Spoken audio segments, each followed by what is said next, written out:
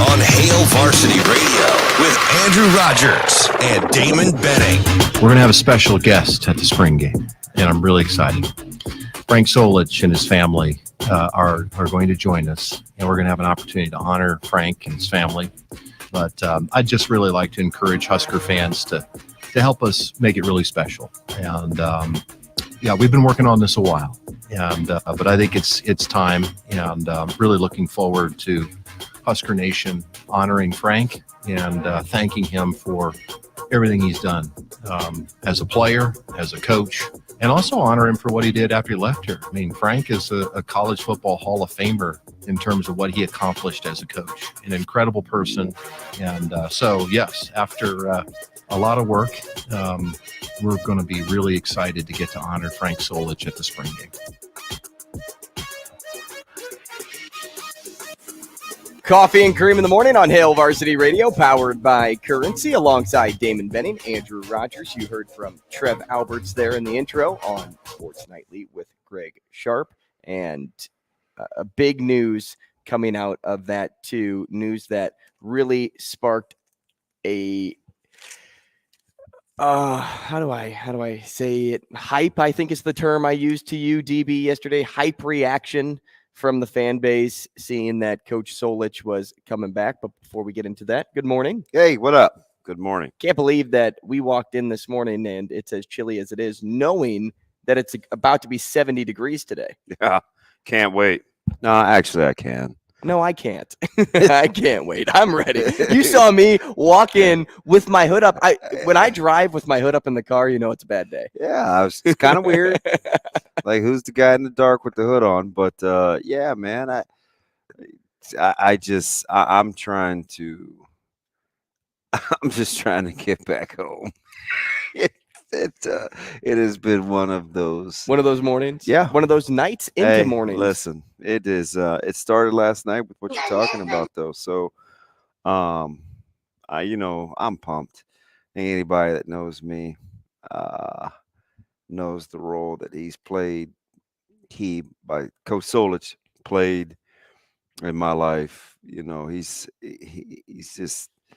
been good to me. He's invested. And I'm pumped. It was, a couple 2-3 years ago. I think it was about 2 years ago, maybe 2-3. He snuck into town and in Omaha, literally. And Dr. Stark had set the whole thing up. And this was maybe 3 years ago, 2 or 3 years ago. I can't remember. COVID has me all screwed up because I can't remember exactly. But anyway, long story longer, there were a handful of guys in the area. He said, hey, Coach Solich is coming back in town. He's only going to be here for a little while. We're having a private event with just some of his guys. I was like, yeah, say no more, right? So it's like a Thursday night, and I won't even say where we were. We were downtown somewhere, and it was it's probably 9 or 10 of us, a couple mostly all former players. And it's a David Sokol deal. And in Dr. Stark comes in, and Sokol did most of the talking. He's fantastic. I mean, a really gracious man. And because they were coming over from Creighton, because Doc was doing work with Creighton's basketball team, Bruce Rasmussen and Coach Matt came. So you have like this small little, I'm telling you, it's 14 people in the room, right? But high-powered people. But Mac and Raz wanted to come over just to say hello and express. They didn't stay. But I felt like that was kind of the start of my love fest with Coach Mac, right? Like I was already, and I had just told him like a couple of days before that, we'd talk, he'd give me some whatever. And I saw him and I said, wow. I said, twice in a week. I said, you're exactly who I think you are. And he said, yeah, just stopping over after practice. It was like 6:45. I think the event started at 7. And just that night, I mean, we sat around and we listened, and he doesn't like that stuff. even with his Coach guys, Solich. even with his guys, right? He's very he's just strong. Like strong maybe isn't the word. He's just a guy that he doesn't need the attention. Nope. And that's what I've read and what I've gauged too. Doesn't want it. I think he's uncomfortable with it. Tough families raised. You don't show a lot of emotions, and I'm telling you, as I showed you last night, it was very difficult to pull off. And Trev stayed with it. Don't kid yourself. If Coach Solich would not be coming back here, if he did not believe in the administration and the head coach. So I think you got to give a special shout out to here we go again, giving Coach real praise, but you got to give the man his due. They've been talking for a while. Remember when he caught everybody off guard, and Trev, with one of the shows that he did, and he said, I told Coach Rule, you got to reach out to some of our former coaches, and get a lay of the land. And he mentioned Coach Solich. And you and I talked. I was like, that's interesting. Like, nobody ever says, hey, let's go talk to that guy. Go talk to Coach Solich. Right? And that was months ago. And I didn't think it's not like I was like, oh yeah, and I sequentially put it together. No, I didn't think anything of it. I just thought it was cool. I was like, well, because that was your guy. Yeah, right. So I'm biased, right? Super biased. So I'm like, but I'm telling you, hey, that relationship, it matters. It's important. And I took Coach Solich last night. I was like, hey, I just simply said thank you, right? And he's like, I appreciate it. Thank you. Right. Then you got to kind of get your composure. And it's like, because I just, and maybe things have changed over time and his health hasn't been great. And as you sometimes get older, you get a little more retrospective. But yeah, I had to take a few, like from 6:30 to 8:30 last night was like, just ran the gamut of emotions. And it shouldn't be that big of a deal. But it felt like a big deal to me personally. It should be a big deal. Because I didn't think it would ever happen. I didn't. Well, neither did this fan base. Well, you asked me a week ago. I think I probably know him as well as anyone that's not in his family that's still here, right? I didn't think it could happen. And I know for Trev, if Trev kind of walked you through it, because even I don't know the steps, I'm sure it wasn't easy. Like if he took some truth serum, like he had to stay with it. But I think in this particular case, Coach Rule mattered too. You can't discount that. No, you can't and I won't, because I know it mattered. It definitely mattered. So I'm pumped, man, and I'll already be there anyway. So I'm stoked. I just wonder, that place is going to be jammed. 52,000, I believe, is what Trev said they're approaching right now in ticket sales. Yeah, it'll. And that doesn't even include all the people that will be standing on the field. Yeah, so I had two buddies last night. My buddy JB in KC, he's like, yeah, I'm definitely bringing my kiddo now. And even Degenerate Aaron this morning, who's not, he's a diehard, but he's been there, done that. You're talking about probably 30-some years for him. And diehard. Right, sleeps and eats Nebraska, and even he goes, "Yeah, I may have to go to the spring game now," and that's not his thing. I'm hearing that reaction from a lot of people, a lot. So it's like, wow, like when you get those, when you kind of get those crusty seasoned fans. No disrespect, Aaron, but he's just not about the pageantry. He's a meat and potatoes guy. It's like if it's football, he's in on football. He's my wrestling guy, and he's like this type of pageantry though is different. It's kind of weird. Well, and it's like the white whale. It is. Well, it's the curse that everybody's talking about. I don't buy into that, but I get it. I'll entertain it. So I'll entertain it. But for me, that's not what it is. So the curse, right? And there's plenty of examples that I've read that make this fan base feel cursed. Hey, he's mythical. But what really intrigued me about the article I came across on ESPN and the other points of interest from writers here in town was the fact of when I did some research on the curse, because I know so much, right? Mm-hmm. Like, I still new, still figuring it out. Didn't realize that there was a literal curse. A voodoo woman named Helen? Yeah, something like that. A young woman, supposedly a descendant of Solich, saying her mother put a curse on Nebraska football way back when, right? And after speaking to a class at Nebraska, that's when people found out about this thing.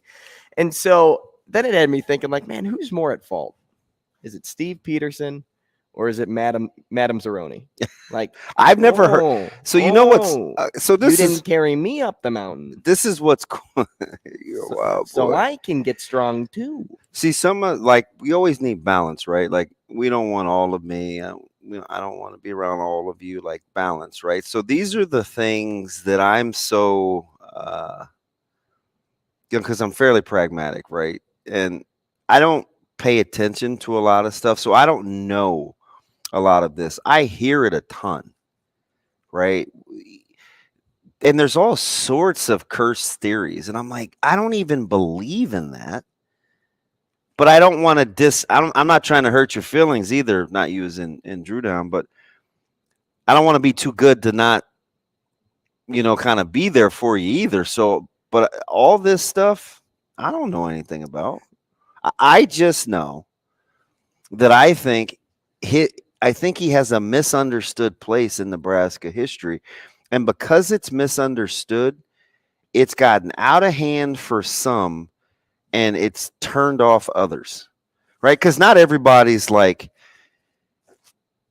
all in, like they understand, but I think it's gotten to the point now where it's like, oh, here go the old heads lamenting about the old days and revisionist history, and we don't remember the rosters in 03 and 04 and how he had to change his stat. Like, I get all of that and I understand it, but what I'm telling you is, for me, it's about the relationship with the man and what he's meant in my life. No more, just like it is less. For everybody else that didn't have that relationship. Theirs is they have that, yeah. So I don't want to be. That's what I'm saying, right? Yeah. So I don't want to be dismissive of that. Like, I want to, and you acknowledge the fact that Nebraska football hasn't been what it's been. So you know, like, the trials and tribulations of football. It's been super piss poor. But if they start winning, DB, would you acknowledge the curse? Like, if and when Nebraska started to win football games, would you be like, yeah, it's broken? Yeah, they broke it. No, and maybe I'm hard-headed. Like, I'm cool enough to, like, I mean, I'll listen, like I said, but no. Do you believe in ghosts? Sure. Okay. So you believe in supernatural things? Yeah. Okay.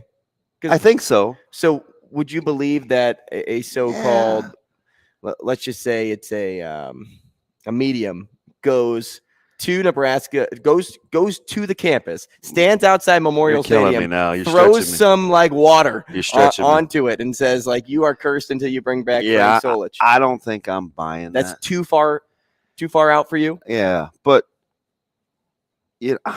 I'm just like a speck in like a great big beach, right, of sand. So I'm, it would be kind of short-sighted to believe that my train of thought is like the only thing out there, because I also believe that there's other life forms, right?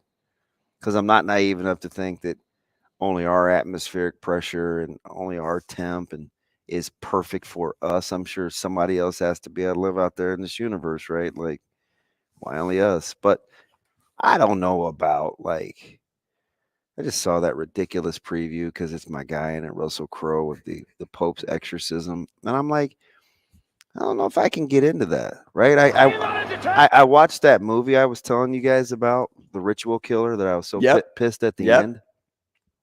What Morgan Freeman was saying to his class was interesting because he was a professor, and he kept saying, he's like, hey, I want you guys to research what is something that happens around the world that is so far from your thought capacity that you deem it ridiculous or unscientific, but for others, it's a way of life. That's how he talks. It's a way of life. And I was like, ooh, he kind of has the smoky blue eyes now. I don't know if it's like, I don't know, cataracts or something, but he's kind of got that old, old people's look now.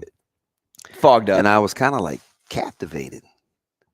I was when Morgan Freeman was talking? Yeah, because when are you not captivated? Because when the Morgan Freeman guy talks? that was the ritual killer was known as a witch doctor. So for people in other countries, some of that stuff makes some sense. For your boy, nah. But I'm not trying to go. Listen, I'm not trying to go to the Sudan and be like, hey, practice, man. Let me try to buck the trend. Do your thing and see if I believe. Yeah, I ain't doing that. Right? I'm not trying to have some chicken foot coming out of my head or anything. So I'm not going there either. Shoot, maybe according to Severe, I only got to go to Louisiana. So I ain't going to Louisiana either. No, I'm just serious. No, you're not. All right, yeah, I don't know about the. Are you a curse guy? Am I a curse guy? I'm just happy. I'm going to tell you what I'm going to do. I've never experienced a curse. I'm gonna go get a deck when we go home. Sometime this afternoon, I'm gonna get tarot cards out. I'm gonna go get a deck of cards, and I'm gonna go Coach Solich way until he gets here. So I'm gonna grab 10 cards, and he would lay them on the ground.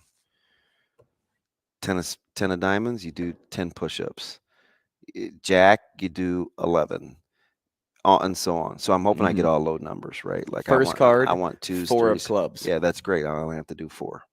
I'm just telling you. That's so you do 10 and then over. you do all that many push-ups, and I'm going to do them until he comes. And then when I give him a hug, I may finally be stronger than he is.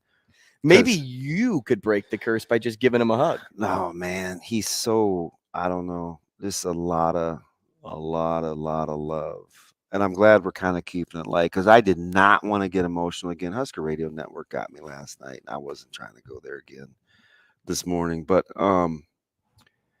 like it's a genuine, like I love him. Mm-hmm. Like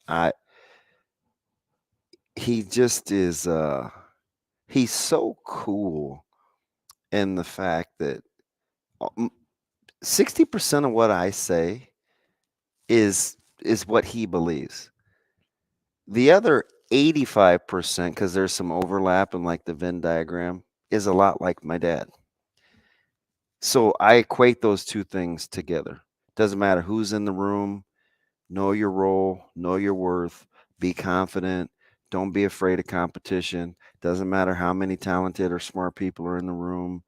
Understand. Be other-centered. It's not, words are important. Choose them carefully. Like he barely ever talked. Like there's just lots of things that I admire about his personality. And no other coach was getting me out of that UCLA tailspin. No other coach. Some of my teammates were cool. Abdul, Ed Stewart, even T. Fraze, who was the one that got me benched. No, actually, I got me benched. I'll own that. No BCD. Like, kind of invested later, but it was Coach Solich. He said, hey, man, he's got a lot left. There's a lot in you. You got to compete. You got to fight. It's not pretty right now. You got to fight. Put both hands up. He grabbed my hands. He was for you. He grabbed my hands. He put them in front of my face. He's like, you got to fight. You got to fight. And I'm just like, hey, man. First of all, don't touch me like that. But wait, you did just put your foot in my rear end. And so you're probably going to win this fight. So go ahead, touch me. But like those are the, and as I try to keep my eyes from watering, those are like the things that like I can remember. And that's, it's just how I am it's just how I am as a person. You got to fight. You've got to fight. And so, I am beyond pumped to Well, get my guy back. And don't let me put words in your mouth, but I'm sure it doesn't help too your reaction to all of this, seeing how it went down for him. Because as much as he was for you, Mm. like this is a guy that put There- his there- heart and there- soul there- there into were- the program. There were a lot of people He that got weren't his for him. opportunity, Mhm. and then all of a sudden it was just stripped. And it's like, wait, man, like I've been with you. I've been standing by you this whole time. I've been making an impact on these student athletes' lives forever. And now you just rip away after a successful season. Yeah. And so that also probably hits deep for you too, because when you see him go through that stuff, it's like, that's my guy, and you just did him that dirty. Yeah, I'm not gonna mar up the segment with the gunk, but it was a travesty, in my opinion. How, combined with some shortcomings, I mean, some of that he'll own, right? But the outright witch hunt from an administrative level is inexcusable, and it's unforgivable. Without some sort of, hey, I acknowledge that I did this, this, and this. That's on me. My bad. Because until those people come clean with that, I'm not that guy. A couple people in particular. One, she knows who she is. I didn't talk to her until she left the university, a short time ago. 16 years, never said a word to her. And I won't. The athletic director, it is what it is.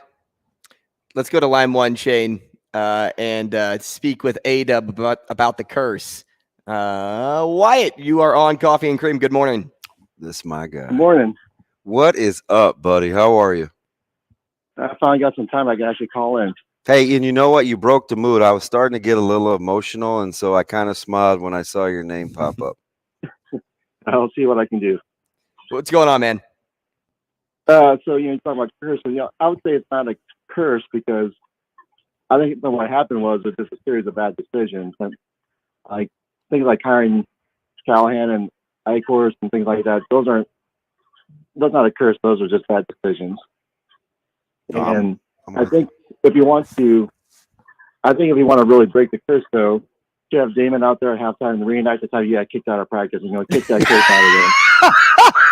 Hey, don't you think though you can attribute those bad decisions to a curse though? No, those are just, you can attribute that to more. I was just saying it's stupidity than a curse. Well, you're the man. You don't call near enough. You come up quite a bit on this show, and I'm glad Andrew knows you're actually a real person. So I got a little one in my arm that keeps me busy in the morning. Where how much I really wanted to call when Robbie was making more bad NBA takes. Yeah, get him, Asian Wyatt, get him. That's what I wanted to call about, but little one was keeping me busy, and I couldn't call in. So. Oh man, I appreciate you, my guy. You, A-Dub. That's Enjoy right, the day. Robbie and bad NBA takes. Facts. Lance, hang around. We'll get to you next. I also want to talk about unification, and we'll set up the show in the next segment as well. More Coffee and Cream coming your way here on Hail Varsity Radio.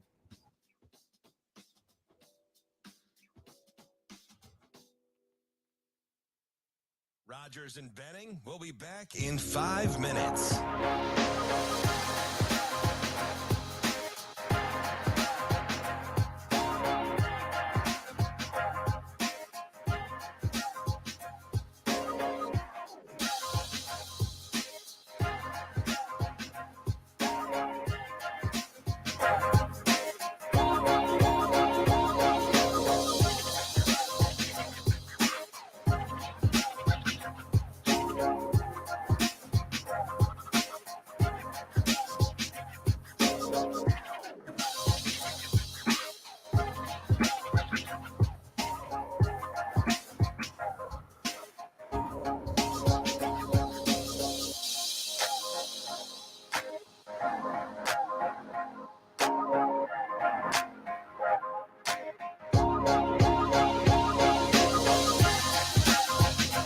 Rogers and Benning will be back in 4 minutes.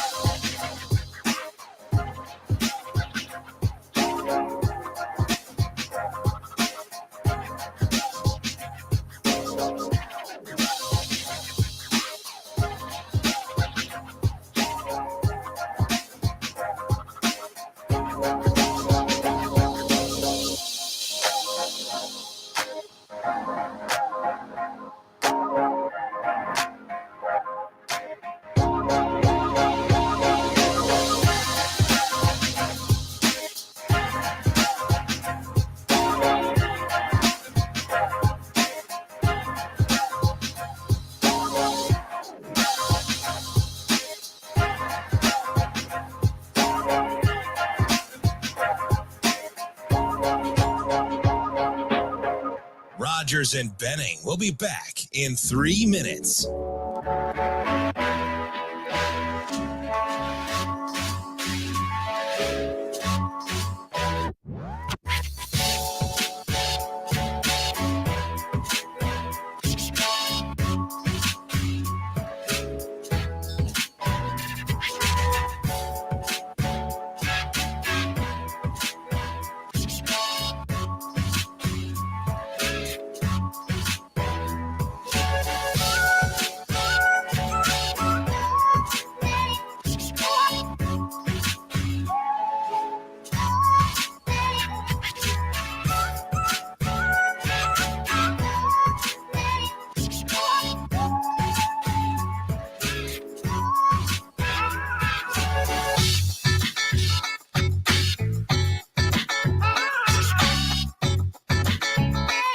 Rogers and Benning will be back in 2 minutes.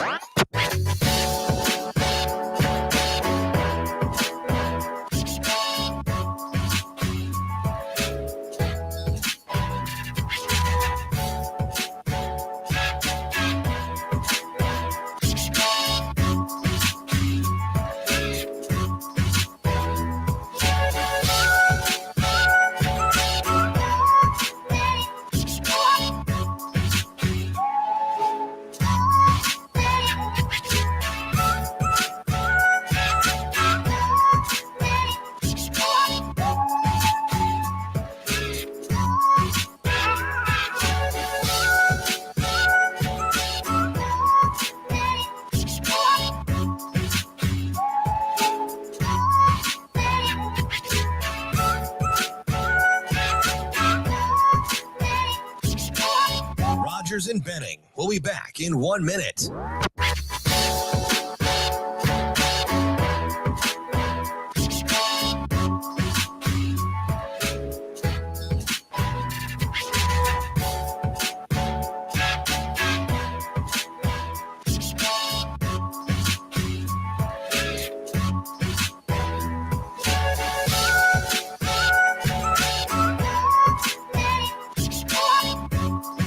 Rogers and Benning will be back in 30 seconds.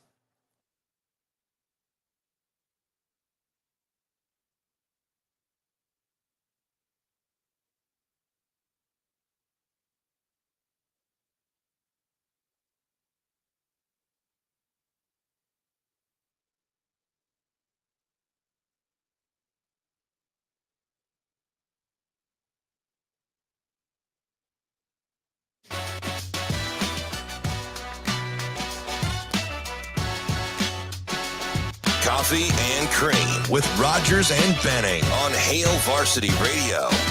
One of the things that Coach Rule has asked me about is how do we, like he respects and wants to honor Nebraska, everything about Nebraska football. And we're going to do everything we can to do that. At the same time, how do we move forward? How do we innovate? How do we think differently? If we're doing the same thing in 2023 as we did in 1988, we might not be successful. So we need to earn the trust to be able to do those sorts of things. And I think part of that is respecting past traditions.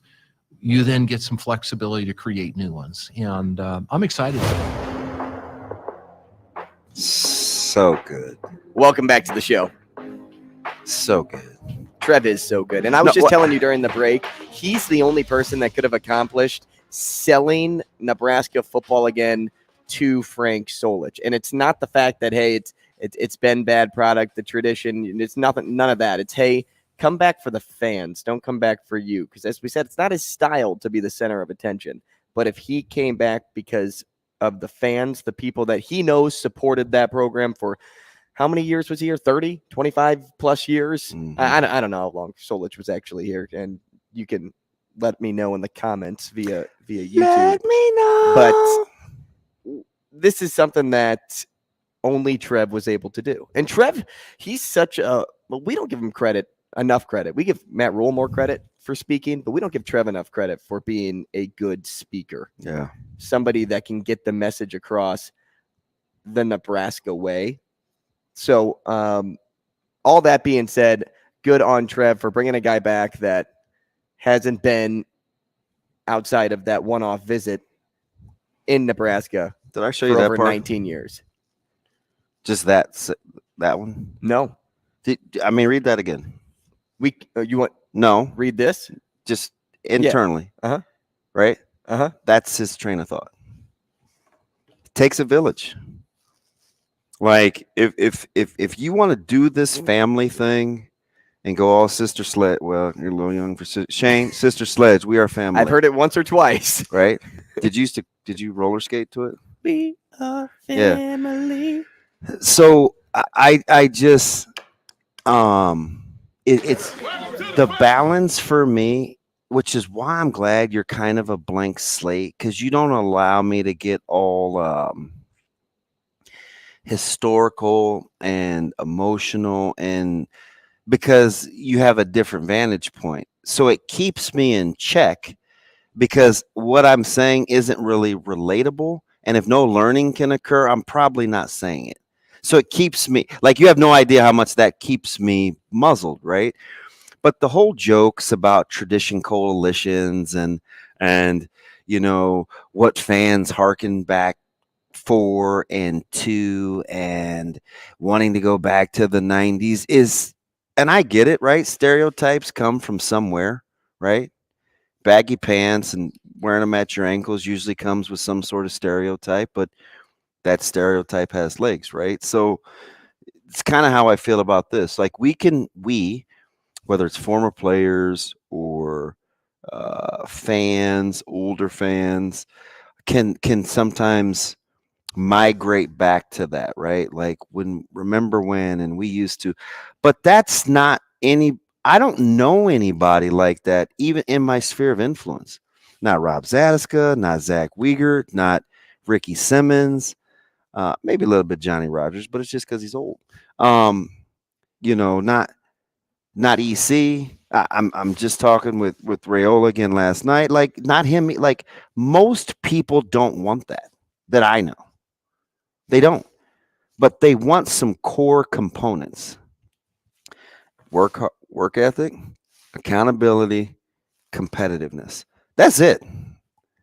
And that's a total player approach. Listen, anything other than that, knock yourself out. Because for 10 years, I've said, listen, you can embrace the past. Just don't be held captive by it. Do your own thing. Do your own thing. And it's like Coach Rule said, the guy's a flipping genius, right? It's like there's 3 things that he consulted old heads on. No disrespect to anybody that he consulted to. The black shirt tradition. I won't say the other, and 2 other things. That's it. Everything else, hey man, let's get current, let's get modern, let me add in the moment. Let me add my ingredients to this bad boy and get this thing hopping. We good? This is what you hired me for. We good? Right? So I'm cool with it. And watch it work. You don't want us at practice? We won't come to practice. You want us at practice? We'll come to practice. You want to go 0 through 9? Don't care. Like those things don't bother me in the slightest, because all I care about are those core components. Are you for me? Do we embrace competitiveness, and do we work our ass off? Outside of that, I don't give a what, because I've seen multiple ways to skin a cat. I just have, and I love my guys, man. I was talking to one of my former guys yesterday, and I was giving him a hard time about giving one of my other former guys a hard time. I said, stop bullying people, right? Let him do his thing. Stop bullying people. And he laughed it off, and of course wanted to fight, because that just seems to be a common thing of what the old heads want to do. But we were just talking about how to move this thing forward.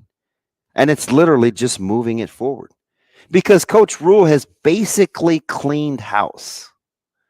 It's a lot of different faces around that place, but he was smart in consulting with a few. And I know everybody says, well, it's T.O., man. Got to move. It ain't just T.O. It's like, you'd be surprised.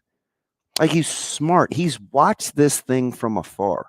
Because I think the minute he knew he was in trouble, and somebody asked him today, right? He's talking to the media. The minute he got the inkling that he was going to be out in Carolina and he thought he was coming back to college, I bet you he's just taking notes. Hey, man, I've been out of the game for X amount of time, man. What do I got to do? What do I got to do? What do I got to do? How do I catch up? Because I knew he knew where his heart is. And his heart is, he's not about that transactional life. He's just not about that life. He's just not about the transactional NFL life. He's got to be invested in kids. And I think he's done his homework. So let's move forward. I'm cool with the you want to mess with the tunnel walk? I won't go crazy. You want to tweak how you do the tunnel walk? Go ahead. Right? Let's not go crazy. Some things are more tweaked and I'm not qualified. I'm not qualified to speak on the black shirts, so I don't even go there. Those guys, they're different. They're wired different. They believe what they believe. I was an offensive guy. Hey, man, not my business. You are qualified, though, to speak on the black vests. Yeah, this one's. Do you like that? So I went a little puffy with this one, and it doesn't have the zipper, because if I get caught, your hands get cold. No, when I get aggravated and I need to mind my own business, I can do this. That is part of your body language, and this allows me to. It's. I've seen that before, dude. It's a self-calming technique. Everybody has their thing. Dude, Dr. Stark, he's equipped me with some things. I can function. Dr. Stark? I can like function. From Stark Industries? No, man, listen, one of the OGs, the greats. I have lots of best practices behaviors. It beats medication. Shane, do you think we can thread Michigan Lance in, or do you? He's only got a minute 31, so we better let him hold through the break. Yeah. He wants to talk about Coach Solich, and if he says anything wrong, I will reach through the phone and choke you. Well, four coaches. I talked to him for 54 minutes the other day. Lance? 54 minutes waiting for Micah at practice. I sat right outside of middle school, McMillan Junior High, and this dude just talked. And I listened. It's good. I did that a lot last night. Well, we talked about that guy from No Block, No Rock. We talked a lot about getting kids ready in college and parenting and yes, indeed, moving Nebraska forward. Now that he's got this Florida insight and the things that Florida are doing, very interesting. We're behind, obviously, and it doesn't have anything to do with population base. It's more about fundamentally what we believe in. It's the biggest difference. 4 coaches have been hired and fired at Nebraska since Solich and the Cornhuskers have failed to finish better than the 10-3 mark achieved by his last team. Goes into our poll question today, too. Were you a true believer in the curse of Frank Solich, and do you believe honoring him at the spring game will officially end the misery? You can vote at Hail Varsity Radio. Yes, yes. Yes, no. No, yes. No, no. 4 options there. Let you pick and choose. More people are on the yes, yes train right now. I can't retweet that. Do you know why? I'm not a curse guy. I love you. I love you, part of it, but I can't do it. Maybe you retweeting it helps. I ain't gonna subscribe to it. It's like holy water. What? Frank. Michigan Lance. We'll talk Frank next.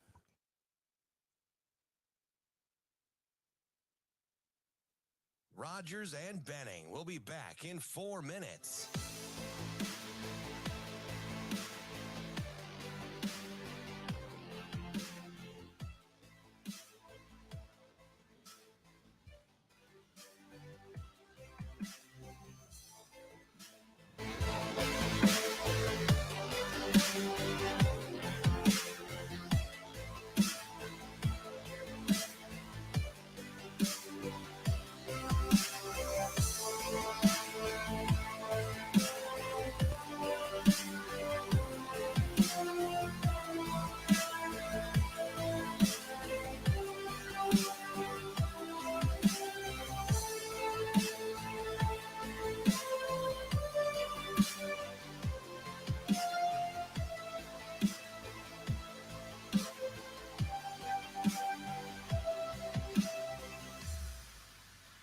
Rogers and Benning will be back in 3 minutes.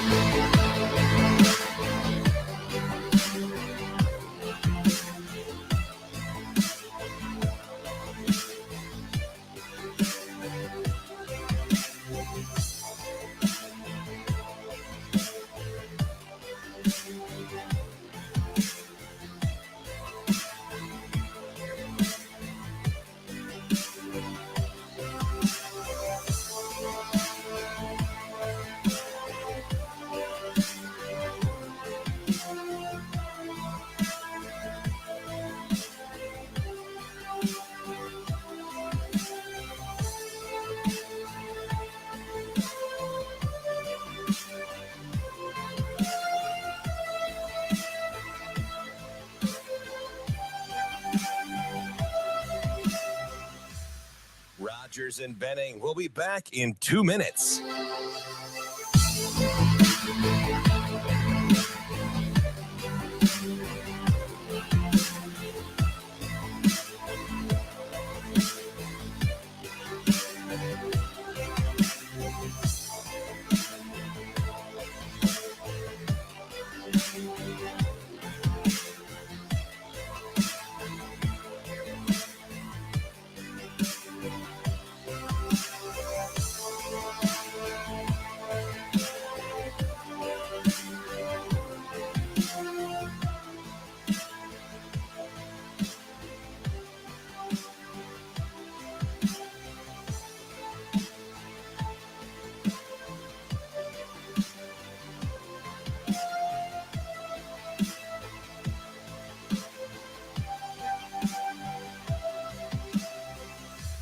Rogers and Benning will be back in 1 minute.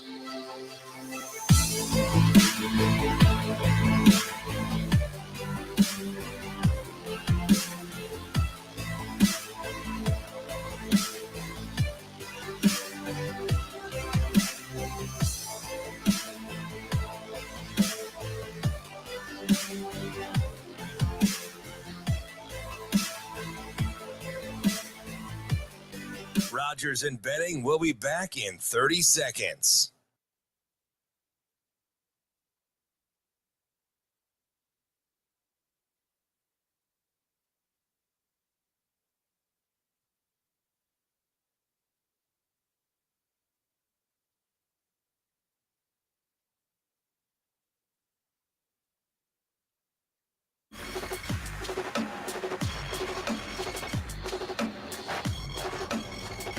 Coffee and Cream with Rogers and Benning on Hail Varsity Radio.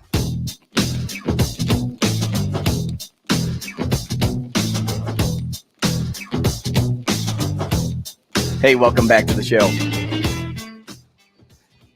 You may be missing Damon Benning at the moment, but he will be back here in a few seconds. Maybe he'll tell you why, maybe he won't. But it's Coffee and Cream in the morning on Hail Varsity Radio, powered by Currency. We are live from the H&H Chevrolet stage at Hail Varsity Club. Now, I'm going to wait, Shane, on Lance here until DB gets back so that he can hear the conversation as well. But it's interesting.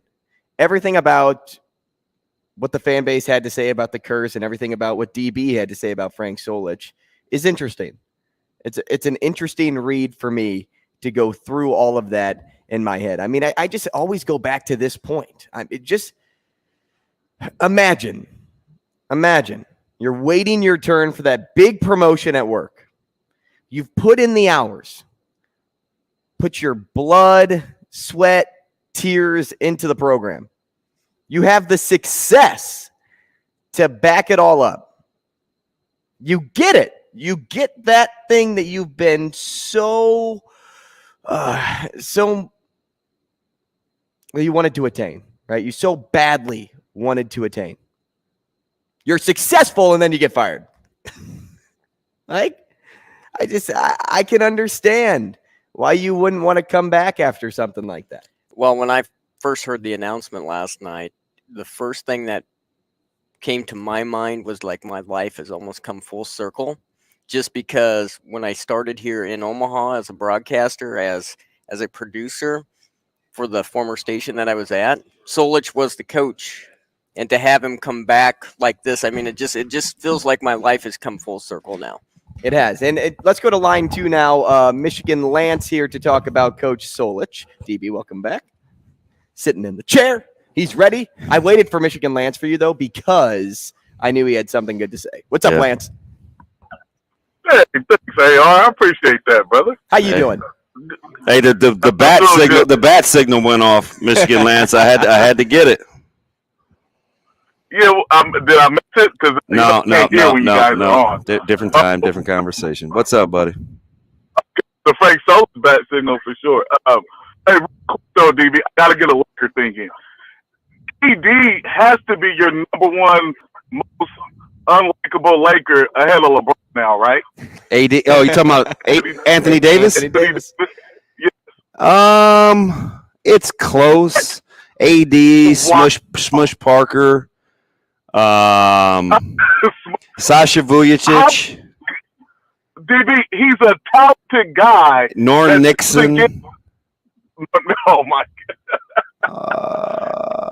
This is one of the most talented guys, and you don't get everything from him. It seems like. Listen, we got a win versus the Bulls last night, and I'm trying to get us in a position for the play-in game, man. Are we okay with that? Or are you just gonna torment me over a guy that doesn't look like he's playing very hard?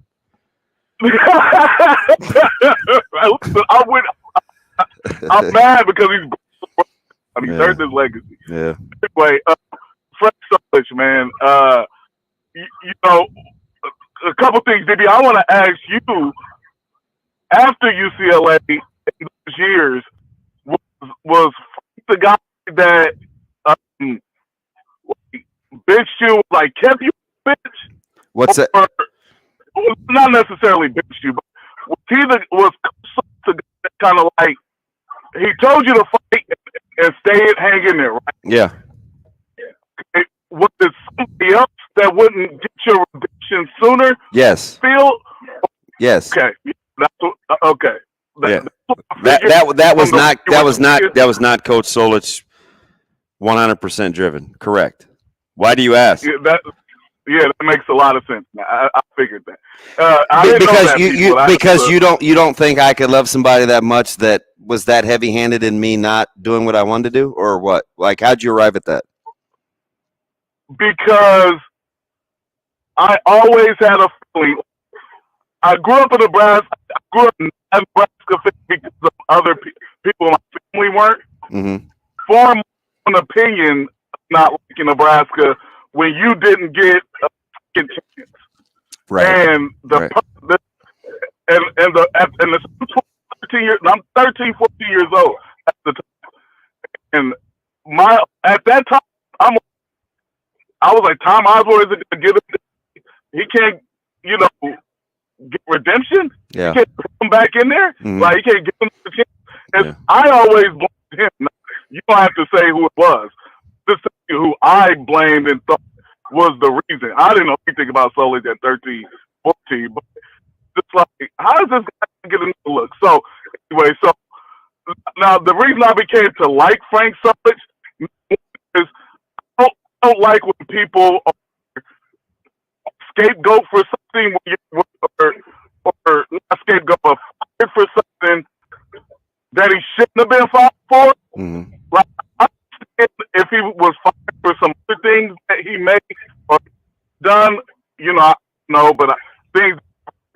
you want to say that was it, okay. But if you're going to say wins and losses, and you're not even trying to help the guy win, you know what I mean? Like you're fighting against him, then that's wrong. You know what I'm saying? Yeah. And I get it, and I appreciate the call, Michigan Lance. He was breaking Thanks, up a little Lance. bit. I think his main point was I think he wanted people to be forthright if it was about something else, or then make it about that as opposed to because with the overall win-loss record, it made it. I'm all sorts of distracted. That call was wild. Hey, you're all good. You're all good. I want to get to a point though that you brought up just about 10 minutes ago. Shane, can you play Trev 2 for us? Well, we've first of all, he's an incredible person. He is one of the most humble people you will ever meet. And, in many of our conversations, I think one of the ways that I got to turn the corner a little bit is, he would continue to say, Trev, it's just not me. I don't want that. I don't. And it finally dawned on me. And I said, Frank, what if I told you it's not about you? What if I told you it's about the fans, and our fans want to? And, that gave him pause. But I will say, and I don't want to go too far here, but in the last 2 years, you and I were talking about this prior to the show. I watched this place from afar, my 12 years in Omaha prior to that. And I watched the fragmentation in so many areas, fragmentation in our fan base. When one coach was fired, when they didn't think he should be fired, and then the next coach was hired, and that was the wrong coach. And we had former players, and we had all this fragmentation. And if there's anything Coach Osborne was so good at communicating, at least that made such an impact on me, was the power of unity and unity of purpose. And we would talk about how we may not be the most talented team, but if we're the most unified team, because, and that's why teamwork is one of our core values. We don't let anybody put their own personal self-interest ahead of what's in the best interest of the team. And so this concept of, I've watched incredibly gifted teams accomplish very little. I've also watched marginally talented teams change the world because they were unified. And so I've just been really focused on how can we find a way. We're a small population state. The only chance we have is to have unity. That's good. And so Shane. now to find our... So that's what I wanted to touch on there, because you said we're all in the family, right? That's the approach. But the word to use there is unification. Mm-hmm. The importance of unification, and of course, Trev Alberts on Sports Nightly with Greg Sharp last night, we appreciate the audio, cannot be understated. When players, coaches, even fans feel part of a group, they're more inclined to work harder for the common goal. The more workers feel connected to the organization, the more efficient they'll be. That's why Rule pushes for the exact same things, not taking anything away from his personality. But don't you think there's a reason he hangs out with Coach O and picks his brain for more than he's just one of the best to ever do it? Mm-hmm. So good at communicating that made such an impact on me was the power of unity and unity of purpose. Doesn't that sound exactly like something that came right out of Coach Rule's mouth in the recent press conference or the next one? And we just chalk it up to, we would just say, oh, it's just another great Coach Rule saying, no, it starts with unification. And he's gotten that based on his own experience, but also through the workings of talking with these other coaches, Coach Osborne, even Coach Solich. Yeah, for me, and just get my composure here, just to hear, I served on a couple of advisory boards with Trev and had conversations,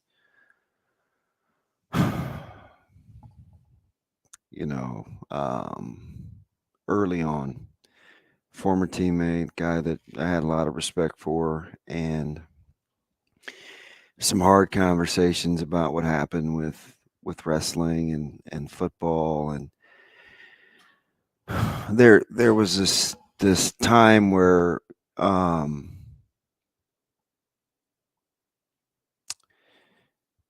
just had to get some guidance from someplace else, right? I talked to my dad and would see how he felt. And I was very close to Coach Denny, who's very good to my family.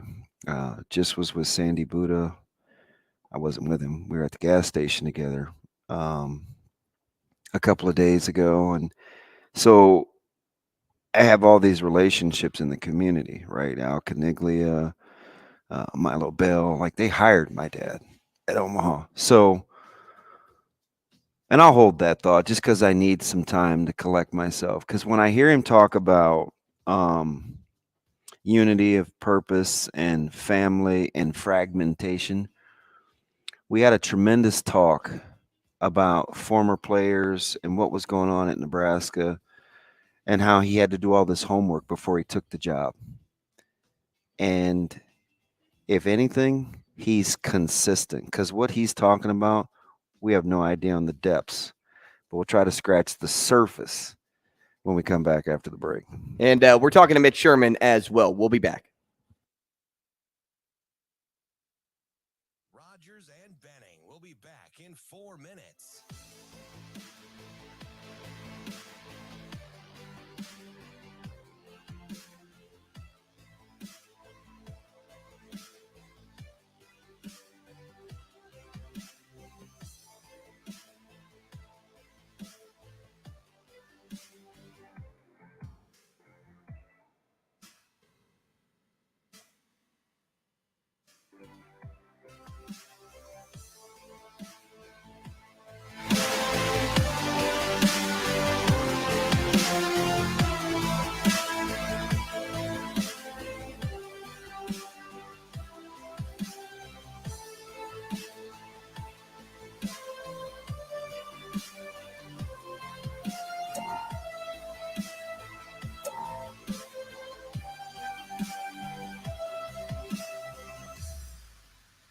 Rogers and Benning will be back in 3 minutes.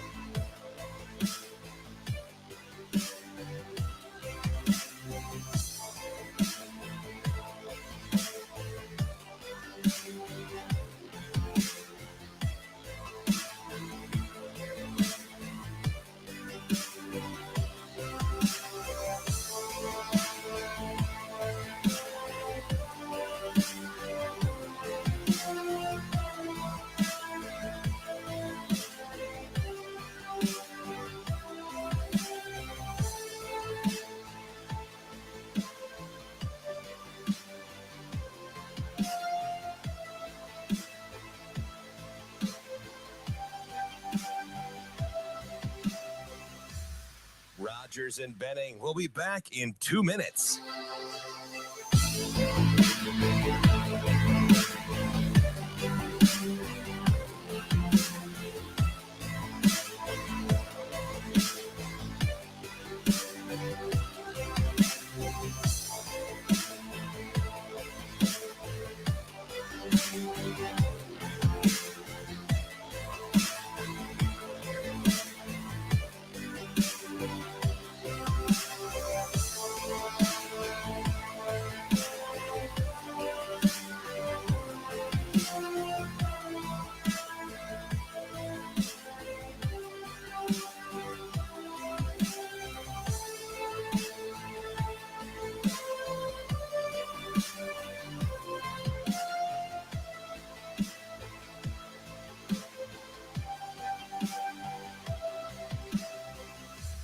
Rogers and Benning will be back in 1 minute.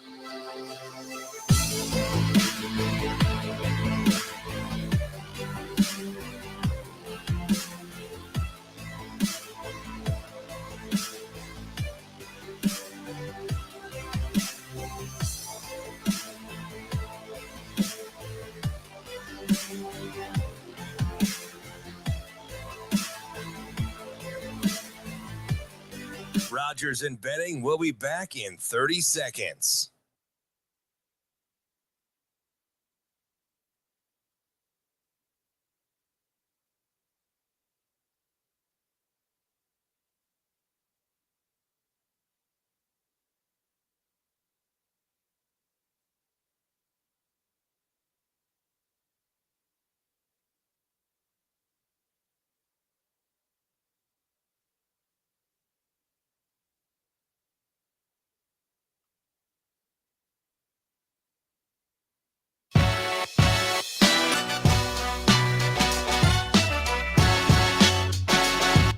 Coffee and Cream on Hail Varsity Radio with Andrew Rogers and Damon Benning. We're going to have a special guest at the spring game, and I'm really excited. Frank Solich and his family are going to join us, and we're going to have an opportunity to honor Frank and his family. But I'd just really like to encourage Husker fans to help us make it really special. Hey, welcome back. Top of the hour here on Coffee and Cream in the morning on Hail Varsity Radio, powered by Currency. Beside my guy, Damon Benning, I'm Andrew Rogers. We are live from the H&H Chevrolet stage at Hail Varsity Club. We're talking to Mitch Sherman here in a couple of moments. Do you want to finish your thought? No, let's wait. Let's wait. I gotta keep that as a tease. I for the enjoy people. talking to Yeah, Mitch. we'll keep that as a tease. We're talking to Mitch Sherman here. We will also talk to Brian Edwards to close out the hour. Then we have Michael Bruntz and Matt Vrzal in the 9 o'clock hour as well. We'll do Sports Six-Pack. We'll talk MLB. Still a lot to get into today. Yeah, maybe, right? We'll see if we get there. But before we do anything else, let's go to Mitch Sherman now. He's joining us via StreamYard. So for those of you watching at home, you can catch him on YouTube TV. But you can also hear his voice on 590 currently. And we will leave it at that. Mitch Sherman, good morning. Good morning. Happy opening day. Yeah. Happy opening day indeed. Hey, before we get into Husker talk, let's ask you this. Who's your MLB team? And if you had to choose a World Series winner out of these options, would it be the Blue Jays, the Braves, the Astros, or the Padres? Why are you throwing him this softball?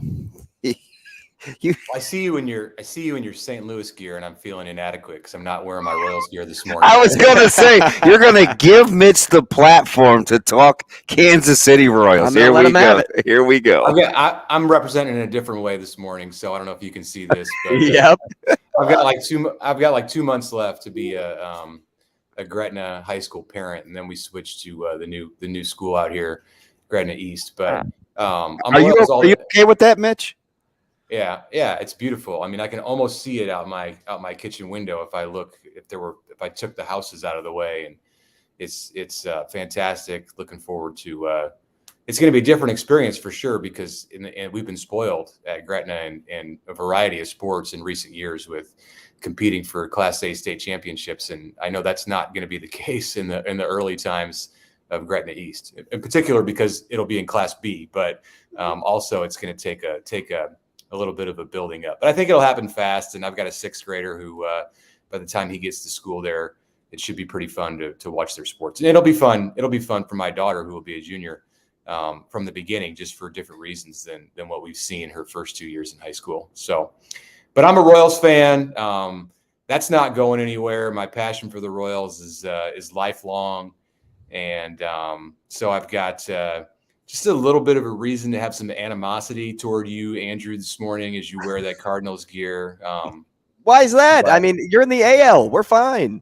I don't care. I mean, it's the same state. I mean, it's like the I-70 series. We've been paying for 1985 for the last almost 40 years. So, you and but of those teams that you mentioned, I'm not going to base it on anything that has to do with how I break down their lineup or their pitching staff. But if I'm choosing between those teams, it's the Padres, because I enjoy seeing the Padres do well and have some connections and some family in San Diego, and have had the chance to have some good times at Petco Park. So go Padres. That's kind of like the March Madness take. I have family in San Diego, so I'm going to pick that team to win, and then they'll end up winning because of that. Up until about 60 seconds ago, I used to really like Mitch as a diehard Dodgers fan. My man, all in on the fathers. Hey, so let me ask you something, Mitch. And I was saying this in the opening segment, kind of as an aside, but maybe more than I even thought initially. I said, let's not. And I have to be careful, right? Because I don't always want to give Coach Rule credit because it seems like that's all I do. But I said he has to play an integral role in this, because just knowing Coach Solich the way that I do, I think the leadership has to be right across the board, right? It wasn't just going to be a Trev wants it and who's back there and make it about the fans. Like, I think the coaching thing had to be right too. How much do you think? yeah. Right. Like, how much do you think Coach Rule and Coach Solich, whether they see eye to eye or they're pen pals or whatever, you get the sense Coach Rule had to play an integral role, don't you? Well, it would be interesting, and it will be interesting to ask him that question. I'm not going to be at practice on Saturday. My kids are on spring break, so I'm going to be getting out of town for a few days. I'll be back next week, but my coworker Max Olson will be helping me out. Max.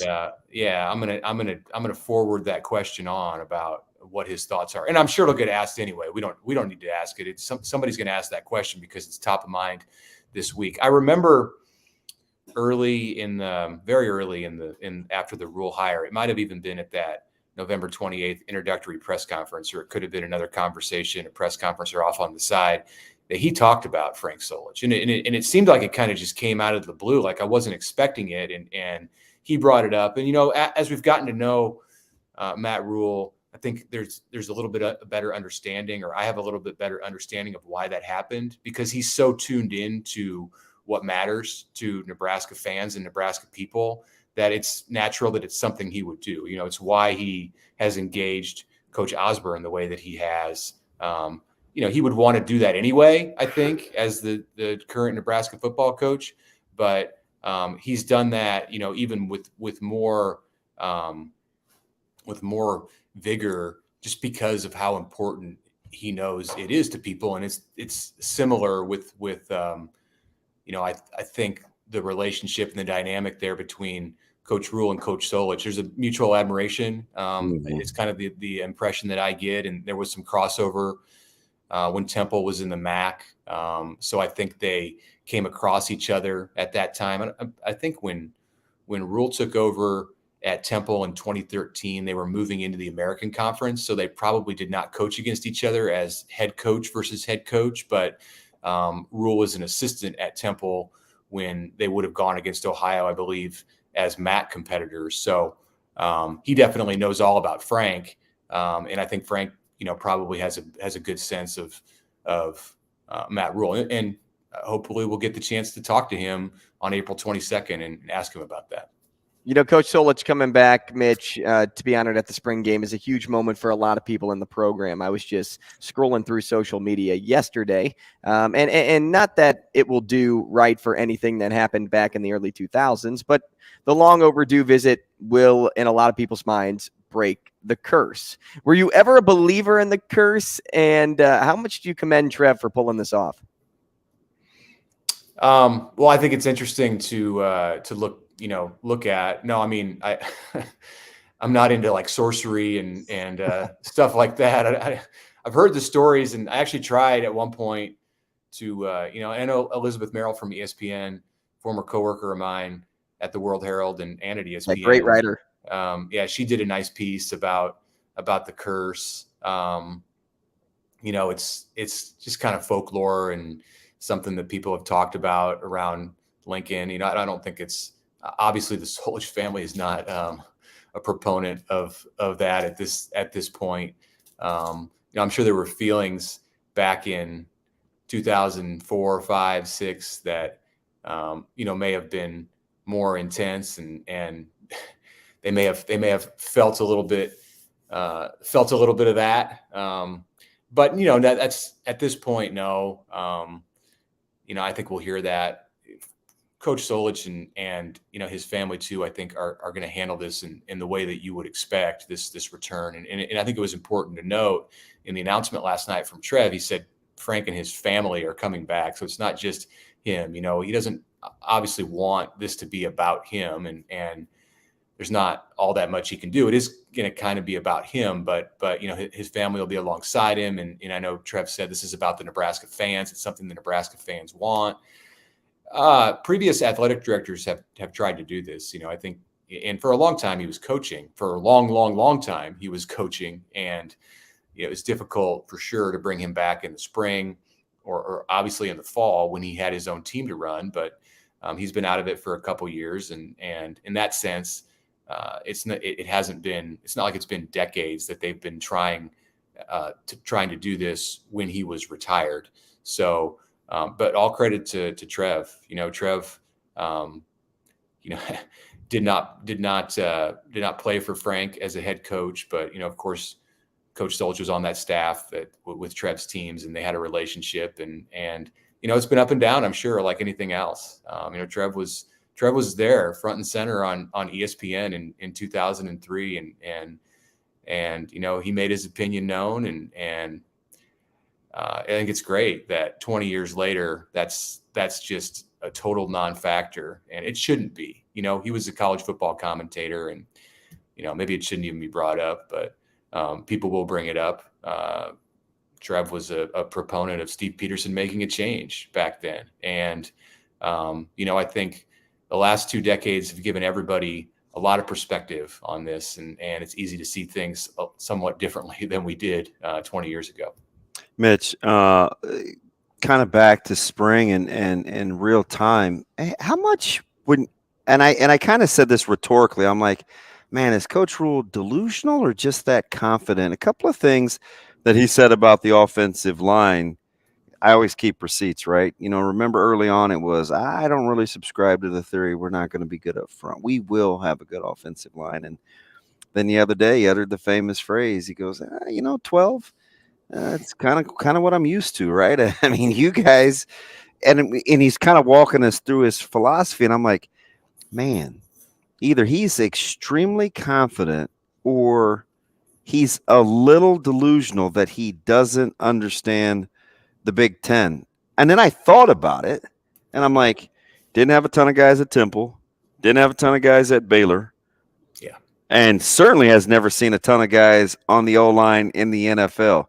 I think he knows where he needs to be in terms of scholarship numbers, but he's certainly not panicking that he's not there yet. Is that fair, or is that too objective? Well, my first thought too went to the NFL, and you have a 53-man roster, so 12 offensive linemen seems like a pretty big number, but it's a different game. I mean, you can go sign a free agent, you can call a guy up from the practice squad. So it's apples and oranges. And then I think, back to his experiences in college, definitely at the beginning of his time at both of those schools, the kinds of number issues that Nebraska is dealing with right now in the offensive line and maybe the defensive line are the most significant, where the you wonder, okay, how are they going to get 2 teams together for the red-white game? Because I know they want to play football on April 22nd. Exactly right. And you got to have healthy linemen to be able to do that. Compared to his first years at those schools, Nebraska's numbers look good. Now, I'd say if you compare, and this would be interesting to compare the numbers to what he had in his last years when they were competing for championships at Temple and Baylor. And I think you would see that Nebraska's probably not quite up to where they would like to be. And maybe just sheer numbers they are, but as far as guys who are developed and guys who are ready to play, that they feel are ready to play in the conference that they're in, Nebraska's, I'm sure, a few steps behind where those teams were within year 3 or 4 for Matt Rule at his previous stops. And I think he also has a good feeling. First of all, he's not going to say negative things about his position groups. When he's asked questions, they could have 8 injuries at linebacker over the next 2 weeks, and he's not going to go out there and say that these guys are the worst group in the Big Ten. I mean, it's just that's more than obviously than what any coach would do. But he's going to lean on being very positive, especially here in year 1 as they try to instill confidence in this team. But my final point on the offensive line is that I think he has a sense of comfort by the fact that you have one freshman who's already there in Gunnar Gatula, and then you have Sam Sledge, Knutson coming from Brock Knutson from out west, and a couple of guys in Jason Machazak and Mason Goldman who could play on either side of the line. So if the numbers are short either way, that's going to help determine where those guys go. So they have a big group of young offensive linemen coming into the program that isn't necessarily going to help Nebraska win games in the Big Ten next year, but it looks good for the future. We're talking to Mitch Sherman, Nebraska and college football writer for The Athletic, at Mitch Sherman on Twitter. Mitch, we were talking about the power of unity and the word Coach O was so good leading with, and then the word Coach Rule is currently leading with, is unification. Hearing about 175 former Husker football players that came to Nebraska's practice last Saturday, just listening to Coach Rule speak. 175. Right. Just listening to Coach Rule speak and the actions at practice that speak louder than it. It all kind of ties back to unification in a lot of different aspects. But what about this upcoming year? Has you confident this program can be as unified as ever? Well, that's a huge number, and I heard Coach Rule say that. I don't know where they put all those people on Saturday with the recruits who were in there too. Like herding cattle. Maybe I had to have a separate practice field just for the ex-players. They outnumbered the current players, so that's kind of cool. I just go back to, and I don't want to say that it's like this is on track to be the most unified Nebraska's ever been. Nebraska was pretty unified at times in 2018. There was a ton of energy and positive energy and movement in the right direction and rallying around the right pieces when Scott Frost came to Nebraska that first year. Like we shouldn't just gloss over that because it didn't end well. That's not the reason that things failed for the last regime, because there wasn't enough unification or unity. Certainly at the beginning, it was there. So that's a piece of it.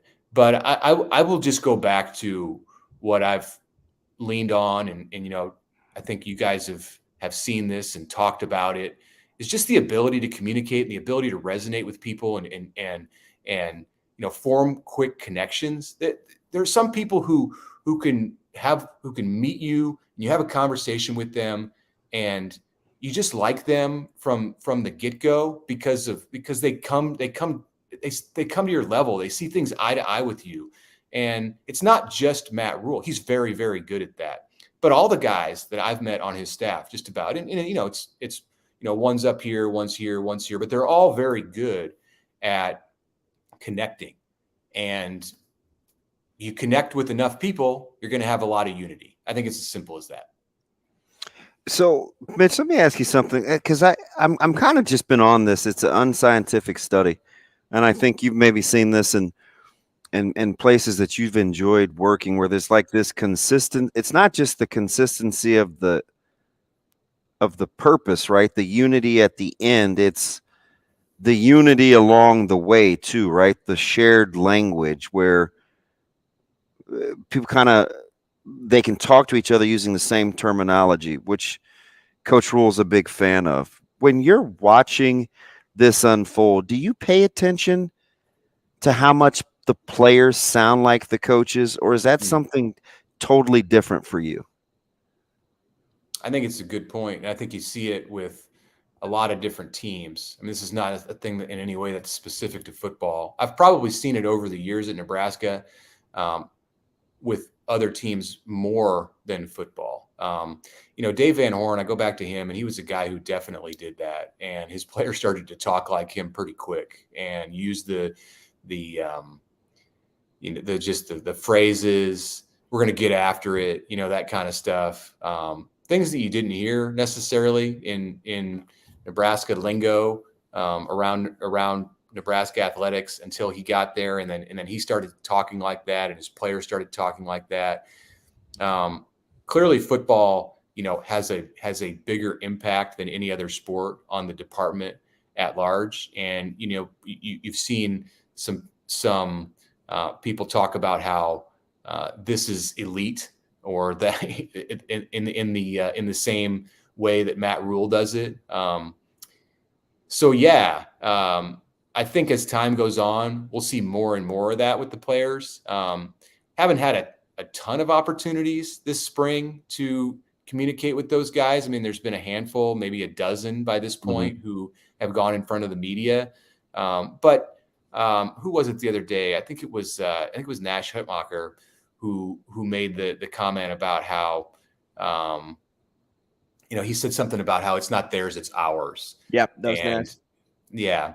That seemed to me like, and I haven't heard Matt Rule make that exact comment, but when he said it, it seemed like the exact kind of thing that he would say. And I imagine the players heard that in their their meeting room or at a big get together. I mean, they've heard a lot from him at this point. And yeah, players are a reflection of their coach, and assistant coaches are a reflection of the head coach. You see it with successful coaches all over the place. It's pretty prevalent in the Nebraska volleyball program to hear players talk like John Cook. So, but the more time goes by, I think we'll hear more of that, and the football program will kind of have this language of its own that's pretty recognizable to anybody who walks in there and has heard Matt Vrzal talk. Mitch, you've had a week to soak everything in from spring. Not only what stood out to you or who surprised you, but if we got a peek inside of Mitch Sherman's notebook, what would we see in there, and what would you be writing down currently that you are still waiting to see this spring? Well, we're going to get a taste more about what's going on defensively. We've heard from Tony White, but we're going to hear from some defensive coaches today. I believe it's Evan Cooper and Terrence Knighton. So that'll be good to assess what's going on there. And that would be the answer to the second part of your question. That's what I'm looking for the rest of the spring. I mean, continue to, of course, hear about the quarterbacks and the offense, but there's been a lot in that area already. I've just noticed the smoothness. It appears to be very smooth, like this transition. You don't hear a lot of what could be perceived as mutiny or players who are disenchanted with the transition. I mean, there's going to be guys who leave because that's just how a coaching change goes, and they've got to be at a certain number here by the end of the summer. But I just get the sense that it's going smoothly, and that doesn't mean that's put another win on the win total. Now they're at 7. Now they're at 8. I mean, those two things don't need to be conjoined so much. But I don't get the feeling that like there's this constant tug, internal struggle within the program. Like where's the next dramatic moment going to be? I think a lot of that's gone. There's things are just more easygoing right now, and the intensity will definitely ramp up as the summer gets here and we get closer to the season. That's natural, but I think it'll be in a more healthy way. So that's been a major takeaway for me of how this spring has gone. And then the other thing I would say is just Rhule's attention to everything in the program. He's the head coach. He's charged with having these guys win. But just little details all over the place, whether it's the interviews and the way that we stand when we talk to him, go behind this rope, coach wants more space between himself and the cameras. This will work better. All of these little things. His hands are everywhere on this football program, and it's only been 4 months. So that's impressive, because I thought, you're going to dive in, a new head coach, you're going to dive in, you're going to do all the football stuff, you're going to get the roster together, you got to work on recruiting, sign that first class quick, try to catch up on the second class.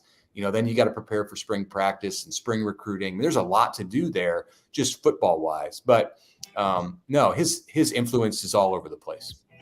Mitch Sherman, we appreciate your time, man. Thanks so much. We will talk again in 2 weeks. Thanks, Mitch. Right. Thanks a lot, guys. Mitch Sherman, Nebraska and college football writer for The Athletic. Toss him a follow on Twitter at Mitch Sherman. Coming up, we still want to get back on our previous point that we teased coming out of the 7 o'clock hour, but also we have the Sports Six Pack. So we'll decide next. Rogers and Benning will be back in 5 minutes.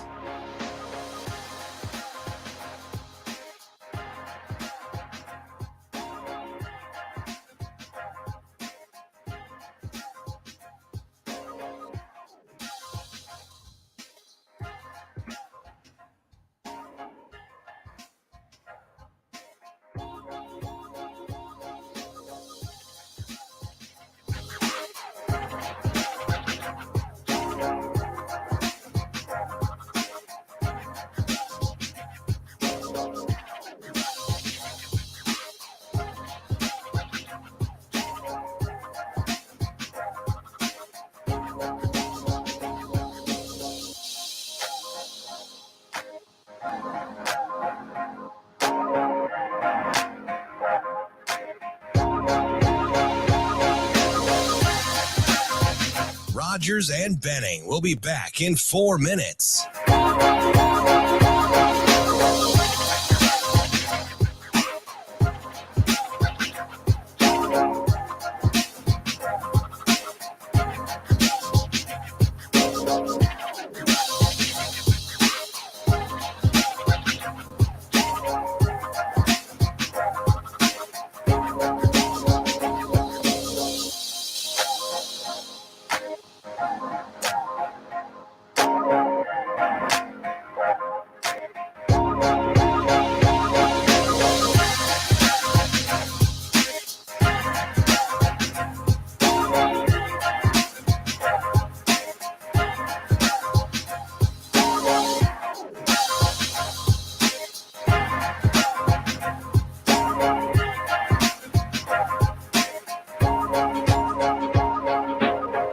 Rogers and Benning will be back in 3 minutes.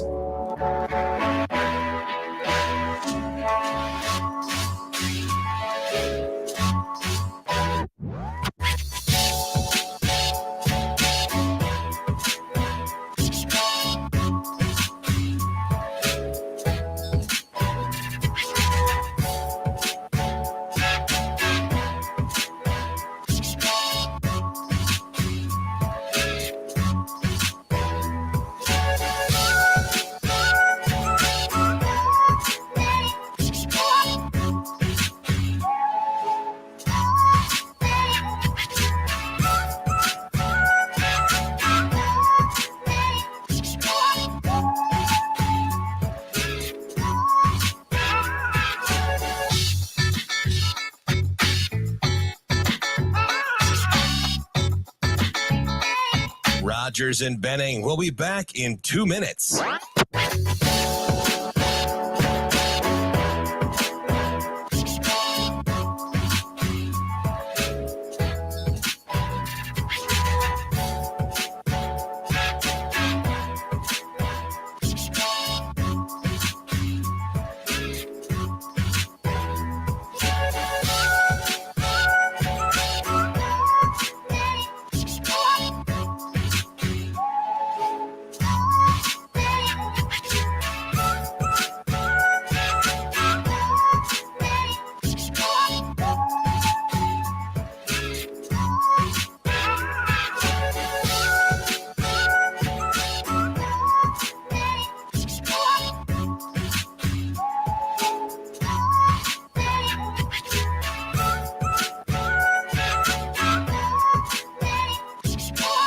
Rogers and Benning will be back in 1 minute.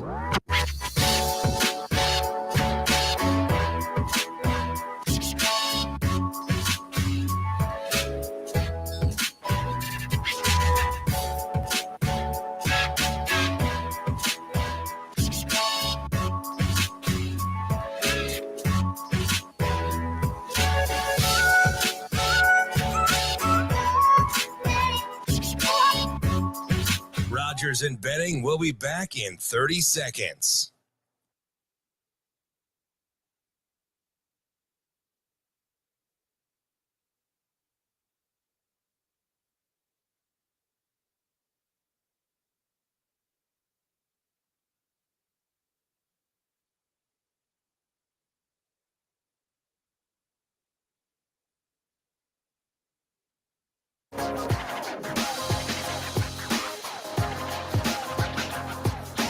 Coffee and Cream with Rogers and Benning on Hail Varsity Radio. Time now for the Sports Six-Pack on Coffee and Cream with Andrew Rogers and Damon Benning. Presented by Zipline Brewing Company, makers of Dear Old Nebraska Brew, the official beer of Nebraska alumni.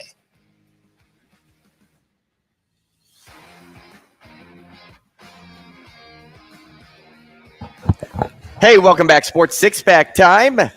Presented by Zipline Brewing, as you heard our voice guy, Cam, coming in with that. Is that who that is? That is Cam. Man. Okay. You know, if I could, K Bizzle, if I could Thug Dizzle. if I could describe Cam, I would say dope. He's like, yeah, that's Like good. the dope juicy IPA at Zipline. Dang. Dang. Yeah. I wouldn't call him mosaic, although No. when he shaved his beard, I kind of felt that he was a little mosaic. And I'm like, who are you? Hey, Who are you? Why you on my guy? And maybe he has a copper ring. Who knows? Like the copper alt. We're just saying every beer that Zipline has, and it describes our guy Cam. No, whatever your taste is, Zipline has the beer for you. I'll talk to you about the Mosaic. It's a delicious West Coast style IPA, U.S. Open Beer Championship silver medalist in a very crowded category of American IPAs. Blueberry, tangerine, papaya. Those are the notes that you get in that beer.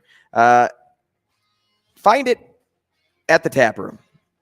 It's a favorite, and it's all year round. Let's get to the question. Shane, kick us off. Question number 1. What's your favorite Frank Solich story? Oh man, Favorite. I don't know. I told mine kind of because I think it changed the trajectory What about like of my in life. the game? Like in-game moment for you? with Oh, Frank I'll Solich? give you a class. You want a classic Coach Solich moment? We were playing Washington State, and it was like it was to my left, so I think it was a 43 dive, and I cut it back a little bit, and I spun going into the tackle. Right, I think he wanted me to drop my pad level a little bit or whatever, and go into contact, and so. I can't remember what ended up happening on the drive, but I remember going over to the sidelines, and we kind of stood together as a running back group, and the phone rang, courtesy phone, and we looked at each other, and whatever, man. Coach Solich is upstairs, right? So they're like, "Hey, DB, Coach Solich," and I grabbed the phone. I was like, "Yeah, coach." And he said, "Hey, if you want to play again, you won't spin like that going into contact. What'd I tell you about that? We deliver. We don't get boomed on. Clear? Clear? Clear?" Yeah, coach, I'm good. I don't know if you're Shane or Coach Solich now. Hey. Clear. I'm actually shocked that they had phones when you played. Yeah. It had the little rotary? The little dial thing too, because you couldn't call up. You picked up, and then it would blink up there, and vice versa. It would light up and ring. Oh, you're younger than I thought. Yeah, whatever. Whatever. Shane, I don't have one. Question number 2. Take it or leave it. What does that say? Yoshinda will live up. You know he can't read. Live up to the projections. I mean, like, what are we talking about? Did you not prep these? Come on, I've Shane. told you this for years. Yoshida is how you pronounce. See, I would never would have get. I mean, I'm looking at it. Masataka's name. Yeah, My I see, I man wouldn't thinks get he's talking about the little bear on the cartoons. it. No, I thought he thinks Yoshi from Mario. Yeah, exactly. Isn't that the new movie out? Yeah, Oh there's no, a I new saw the movie little out. dude sitting on the couch. I thought of you when they were doing the premiere, but then I was like, no, that's not Shane. His mustache is too dark. Hey, Yoshida was a stud in Japan. He hit over 300, 21 dongs, I believe. Had more walks Dongs than is funny. strikeouts. But the projections are weird on him. I was reading. Oh, you're on Fangraphs? Yeah, they have him. They have him 30% better than the average hitter. Like that's what they project out of Yoshida. Yeah. And I'm like, a year one guy out of Japan, new team. It's a total culture shock from Japan to the U.S. unless you're Shohei Ohtani, and that's not Yoshida. He's not Shohei Ohtani. So I haven't seen enough out of him to make me believe that he's going to be better than the projections. 30% is high. 30% better than the average hitter?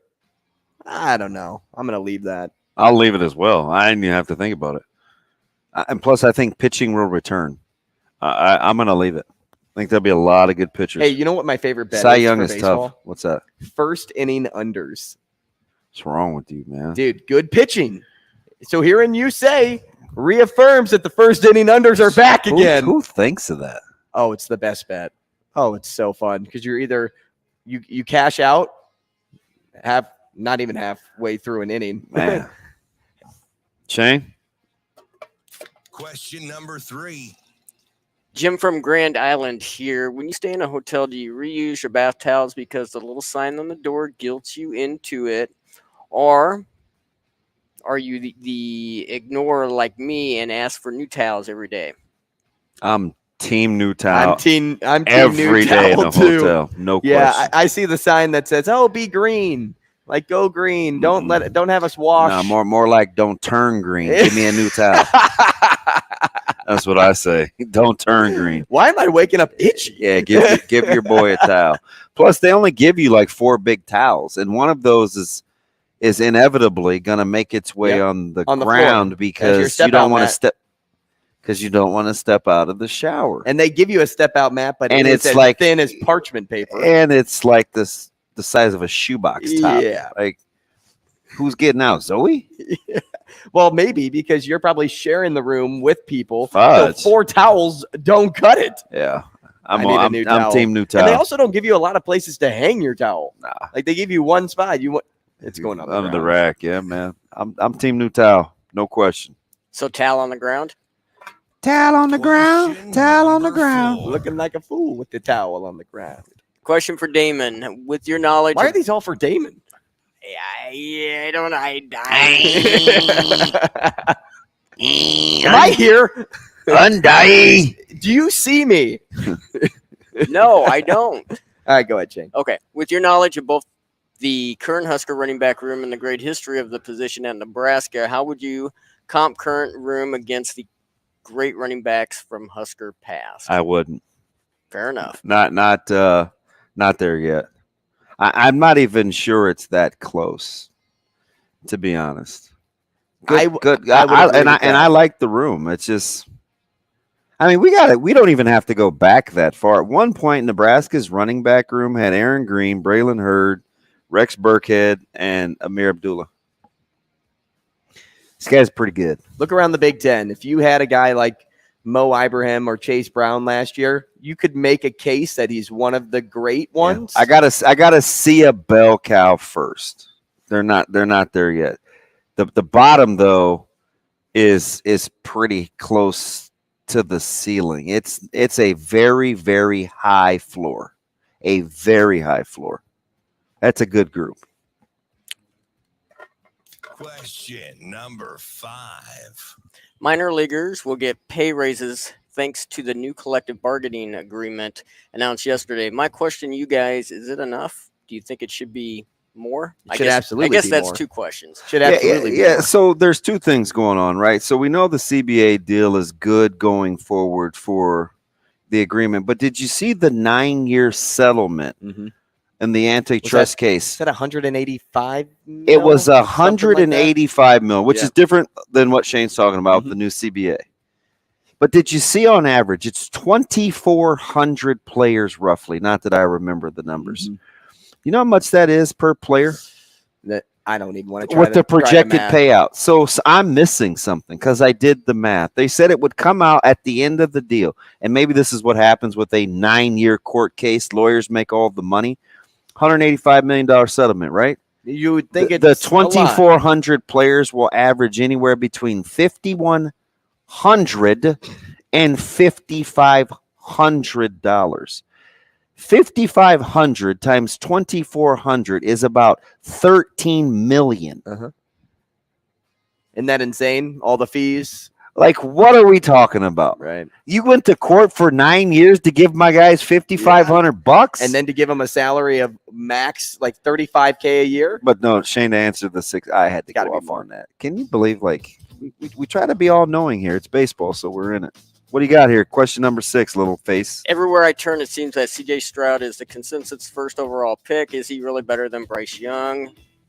It says I No. don't see it. No, I still think Young goes 1. I think Stroud goes 2. I think Bryce Young goes 1 too, and I think Bryce Young's the better quarterback. I I've do been saying that from I- the very beginning. I do too. Give me Bryce Young. Size wise, yeah, you go with CJ Stroud. He looks more like your atypical quarterback. Bryce Young, though, has the IQ that I like out of a quarterback. He's a winner. Give me Young. How funny, though, is it that small quarterbacks tend to go number 1 right now? Small is good. Hey, we're talking sports betting next. Clear.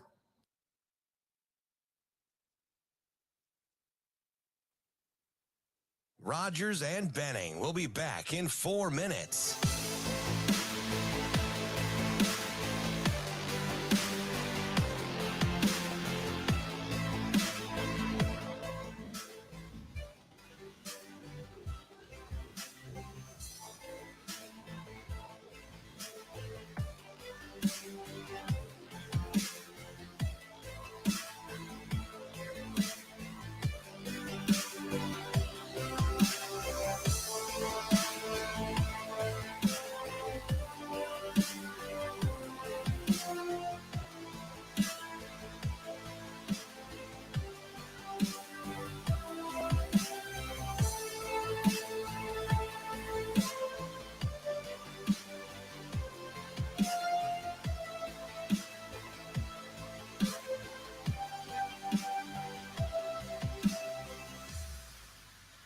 Rogers and Benning will be back in 3 minutes.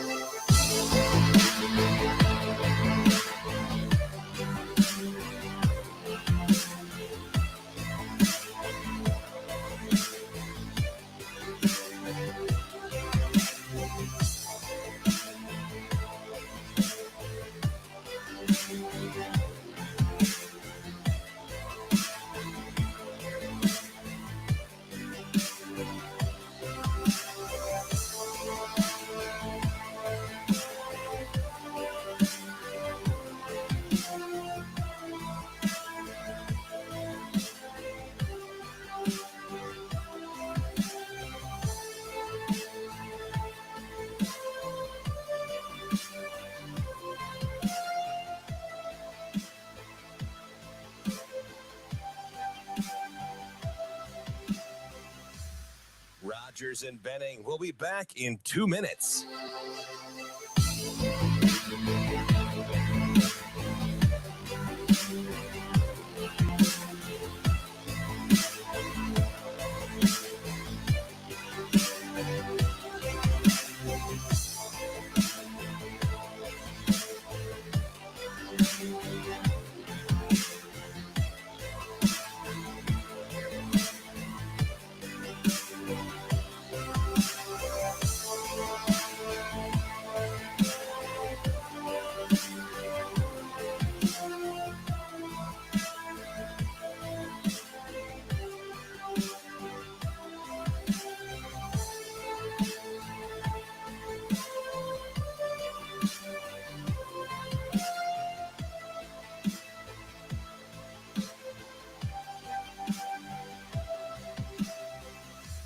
Rogers and Benning will be back in 1 minute.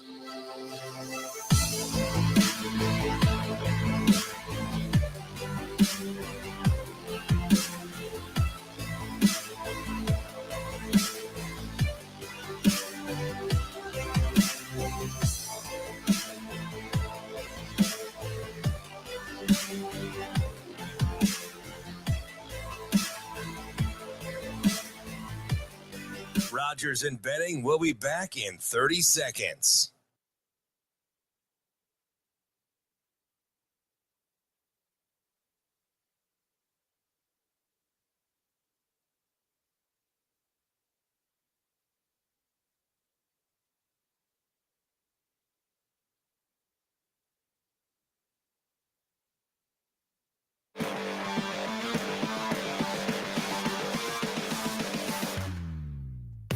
Coffee and Cream with Rogers and Benning on Hail Varsity Radio.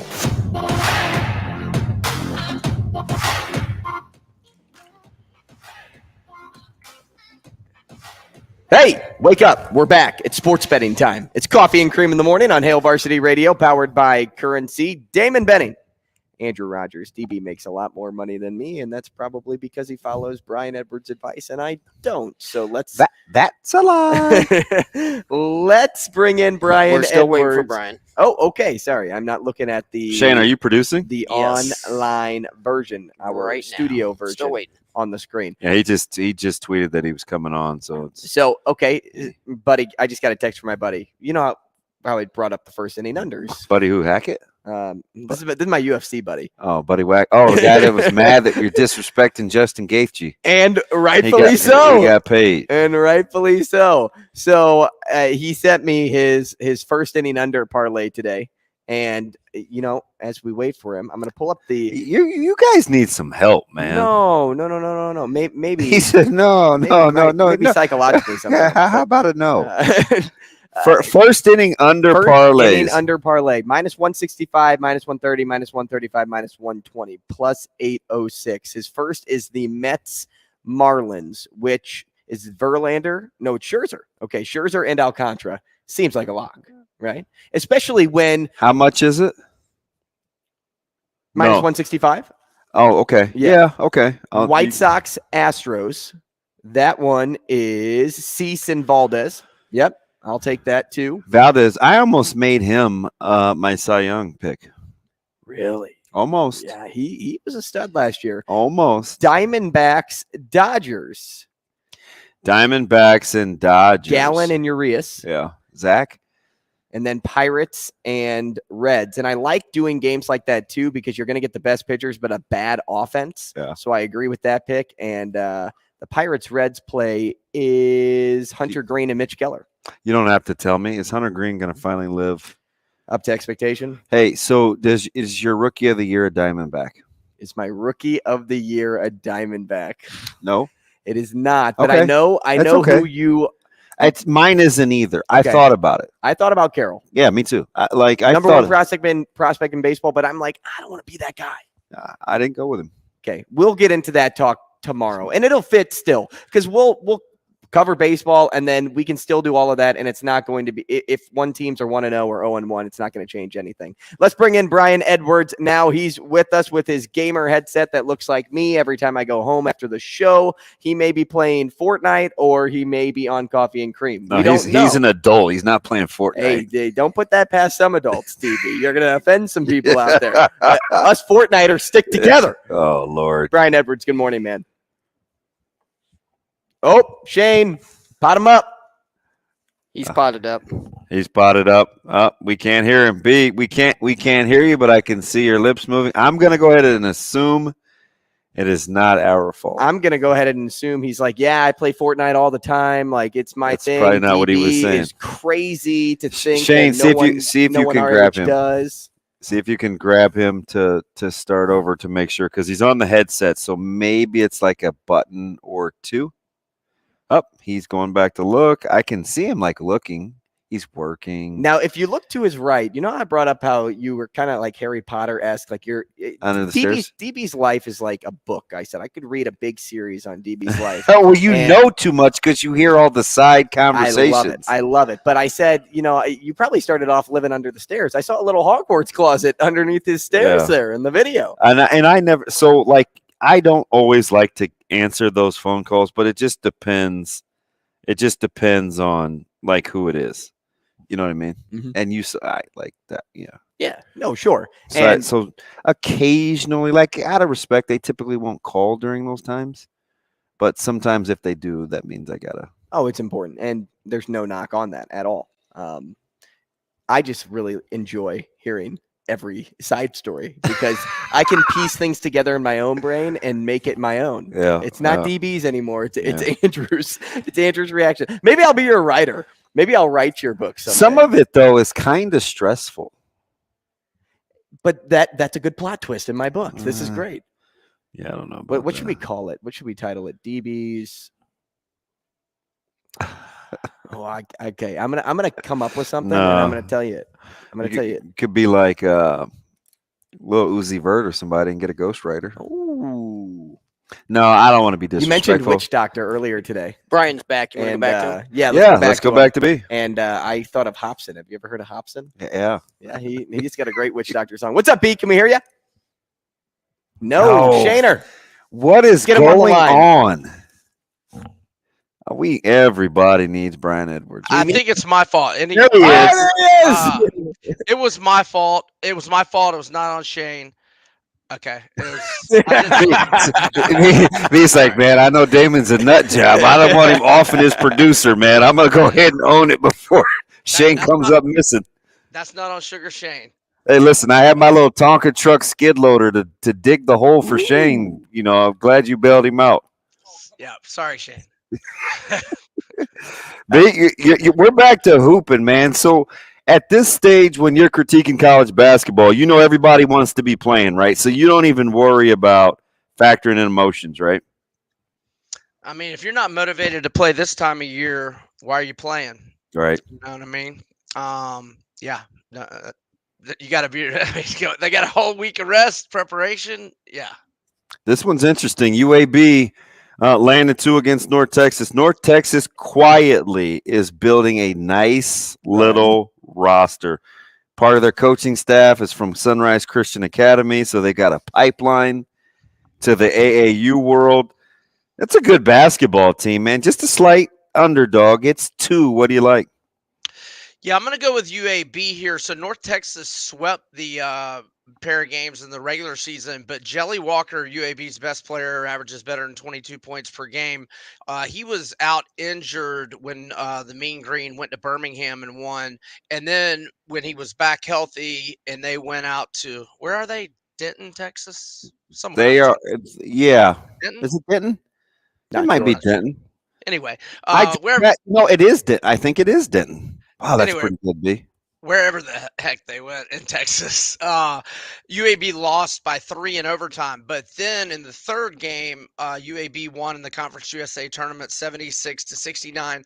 UAB is 16-2 in its last 18 games. The only losses to FAU and that OT loss at North Texas.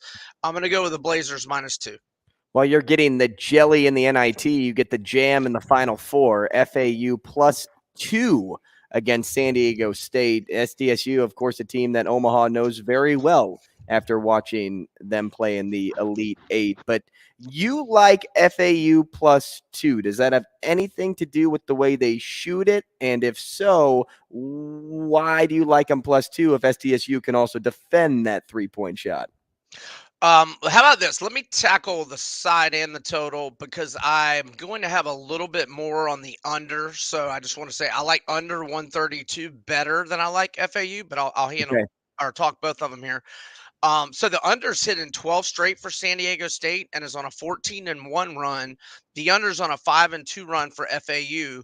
Now, this is a low total for FAU, but it's a pretty high total for San Diego State, who eight of San Diego State's last 9 games have had the following combined scores: 113, 127, 120, 119, 113, 125, 117, and 126. And they held Memphis to 65. FAU did. And Memphis averages 79.5. I just think FAU plays good defense. We know San Diego State plays lockdown D and struggles to get buckets. And I think it's kind of, and this goes for the side and the total, I think it's a similar matchup for FAU as they had against Tennessee, which they won a 62-55 game for 117 combined.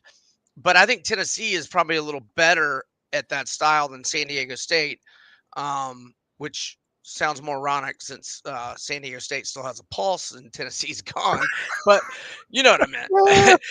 So I like FAU +2 as well. FAU 6-2 both straight up and against the spread, 8 games as an underdog, and I like Andrew was noting there. Yeah, I think FAU's got a lot of shooters. They got a lot of guys that can get to the rim off the dribble, and they D up as well. So I go FAU in the under, but a little more on the under. Yeah, this one's interesting. I looked at Andrew when this line came out. I didn't get it, right? I was talking to my buddy Joel yesterday, and he was like, maybe it's a little recency bias. I think everybody agrees. Not only is UConn the favorite, but they're playing the best. 5.5 seems like too many, at least at first blush. What say you?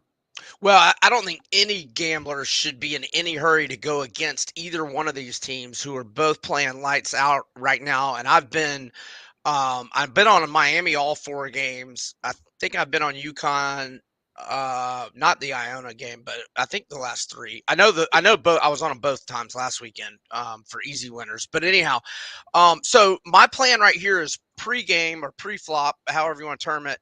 I'm going to go a little bit on Miami plus 5.5. So they're 9-1 against the spread with 7 outright wins in 10 games as an underdog. But if you go back to late February of 2021, Miami's been an underdog 31 times, and they are spectacular 26-4-1 against the spread with 18 outright wins.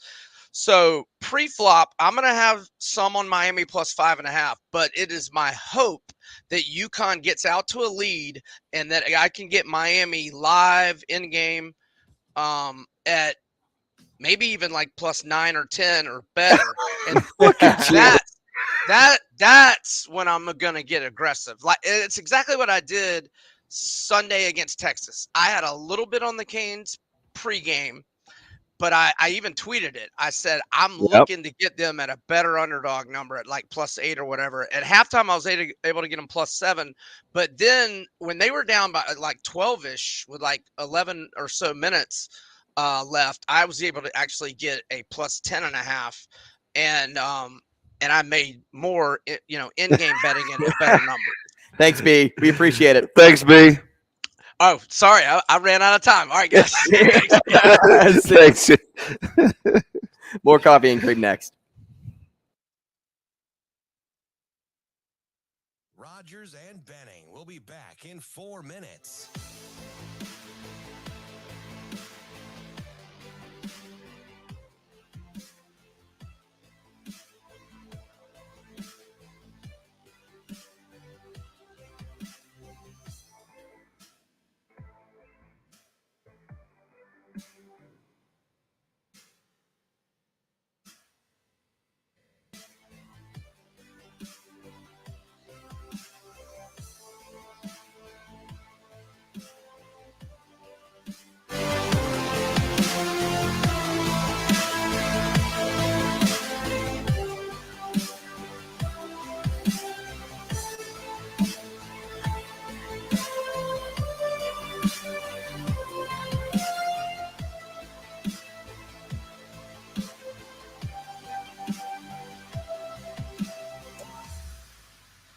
Rogers and Benning will be back in 3 minutes.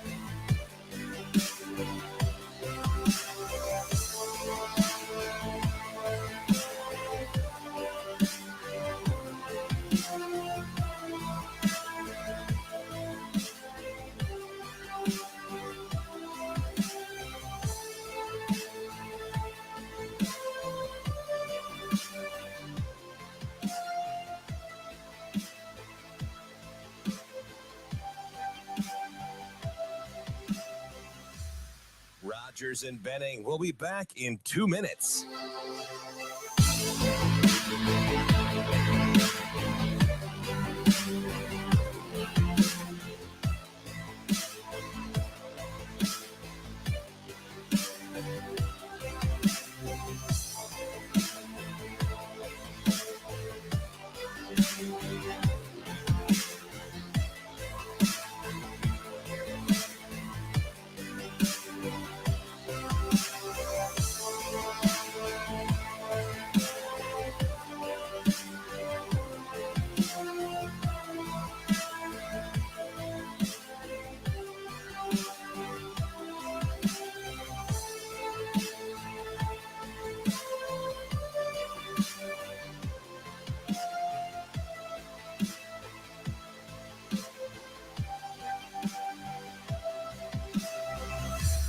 Rogers and Benning will be back in 1 minute.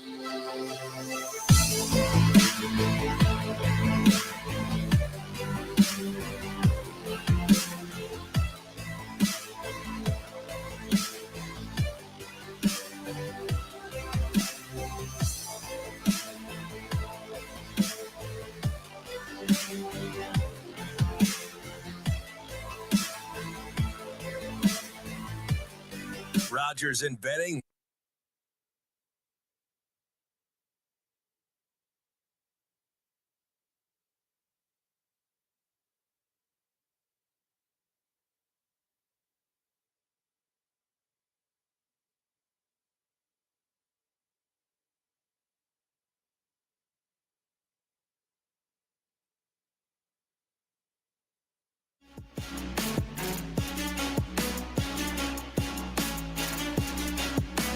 Coffee and Cream on Hail Varsity Radio with Andrew Rogers and Damon Benning.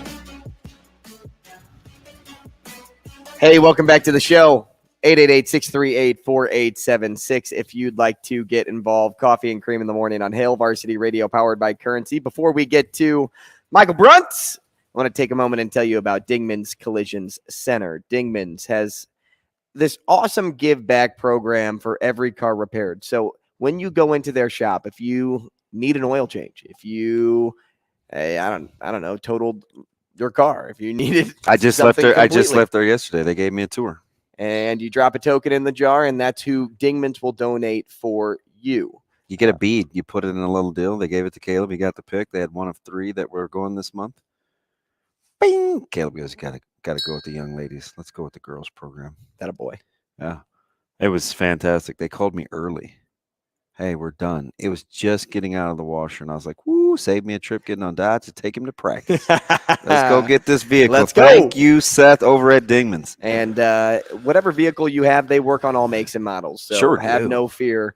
Go to Dingman's, and they will be there for you. 4 locations, voted first place, best of Omaha for 18 years running. Family-owned, family-run local business, Dingman's Collisions Center. Let's now welcome to the show Michael Bruntz. Michael, I did not get to talk to you last week. Did you have him on Thursday last week? Bruntz, yeah, we did. Yeah. So he was fresh off vacation. I was feeling pretty good. So I was over at practice. Michael Bruntz, senior writer for Husker 24/7. First off, good morning, Michael. Hey, how are you guys?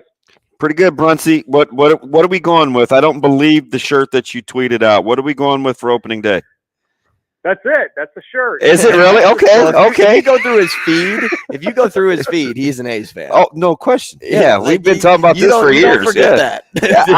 I just felt like you had freshened up the wardrobe. Why are we going so old school? Because I'm not giving the Oakland A's a penny of my money until they decide to stand. So Good on you. We're going back. We're not going forward yet. So What? The 89 Bay Bridge Series T-shirt it is. One of the things I wish you would have done was keep your manager from a year ago, because I certainly was dreading him coming over to the West. And I know it's the second time around, but man, they're probably the fave now.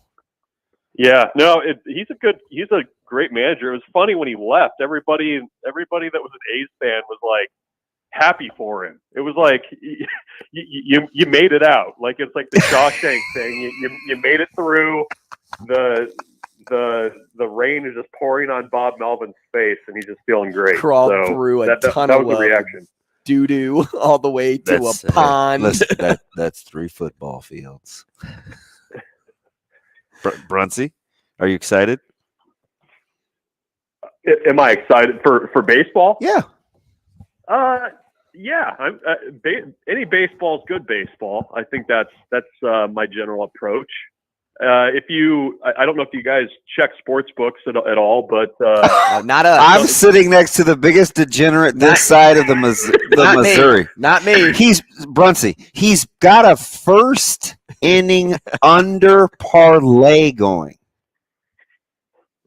We're locked and loaded. You probably could have gotten some action even before that, right? Like somebody's probably taking money on like BP or something.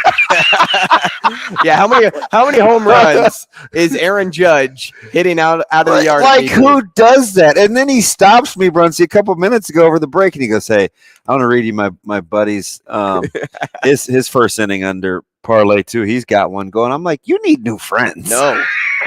No, you need to join our friend group. You got 162 games. You got to pace yourself. No, Michael, come join the Colts. Come join us. We're there. I'm going to make money before anybody else gets to the second inning. Think about that. That's true. If you get a chance to get up early in the season, you take it. Some sports books have the A's season win total at 59. So I don't know how excited I am for that, but baseball's good. I'm excited for a little baseball. How about even locally here? Can I butt in and ask about the Huskers and Big Ten play over the weekend against Illinois? But the one glaring issue that stood out, which has been following them like a dark rain cloud, the team still can't buy a win on Sunday. 1-4 on the season. I question if that has everything to do with pitching, seeing as Nebraska has put up 7+ runs in each of the losses, but I'm curious to hear what you have to say about when the Huskers get to Sunday. Oh yeah, no, it's they feel great about Friday and Saturday, and on Sunday it's just basically been strap in and kind of see how it goes.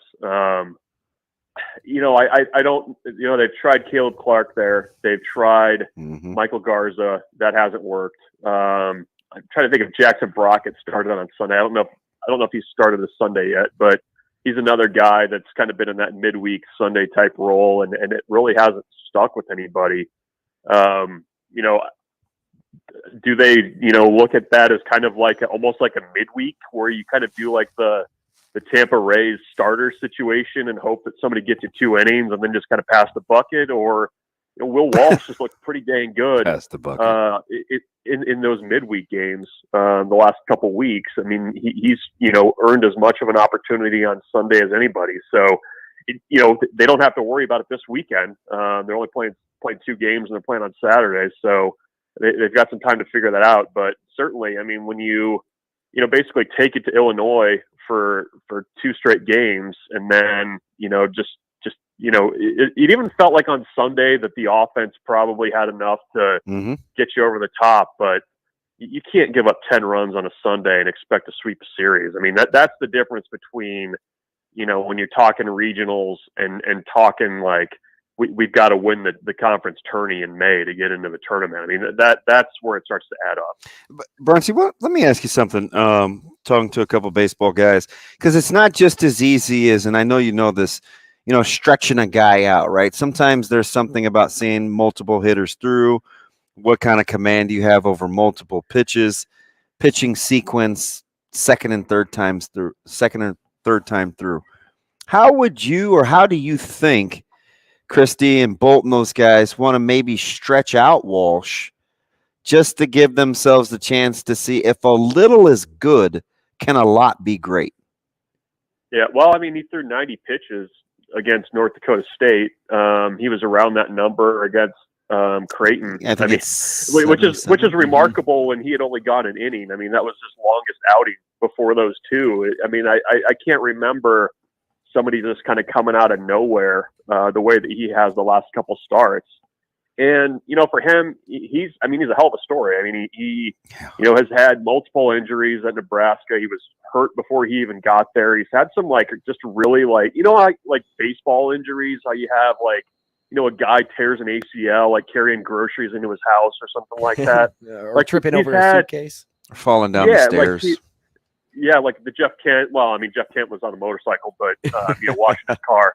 But I mean, running down ex-porn stars allegedly. I hate Jeff Kent, so it's funny you say that, but sorry, but I mean, he said sorry. He said that kind of bad luck during his career with injuries, and he doesn't really overpower guys. I thought that Nebraska called a really good game with him on Tuesday, and he just he attacks and he pitches with confidence, and I think that's kind of what's been missing a little bit on Sundays and in those midweeks is you just need somebody to go out there and compete. And I think they like what they have in him. I think they're being patient with him, given that it's a really small sample size for what he's been able to do, but. I mean, heck, even if he goes out and gives you 4 innings on a Sunday or on a Tuesday, I mean, that's better than what Nebraska's been getting at this point. So I think he definitely warrants, a look at a little bit of a bigger role there. Bruntz, what's the next step, do you think, for Bryce Matthews? I mean, Nebraska has picked it pretty well outside. I mean, he's made the majority of their errors, and I understand opportunities, getting balls hit at him.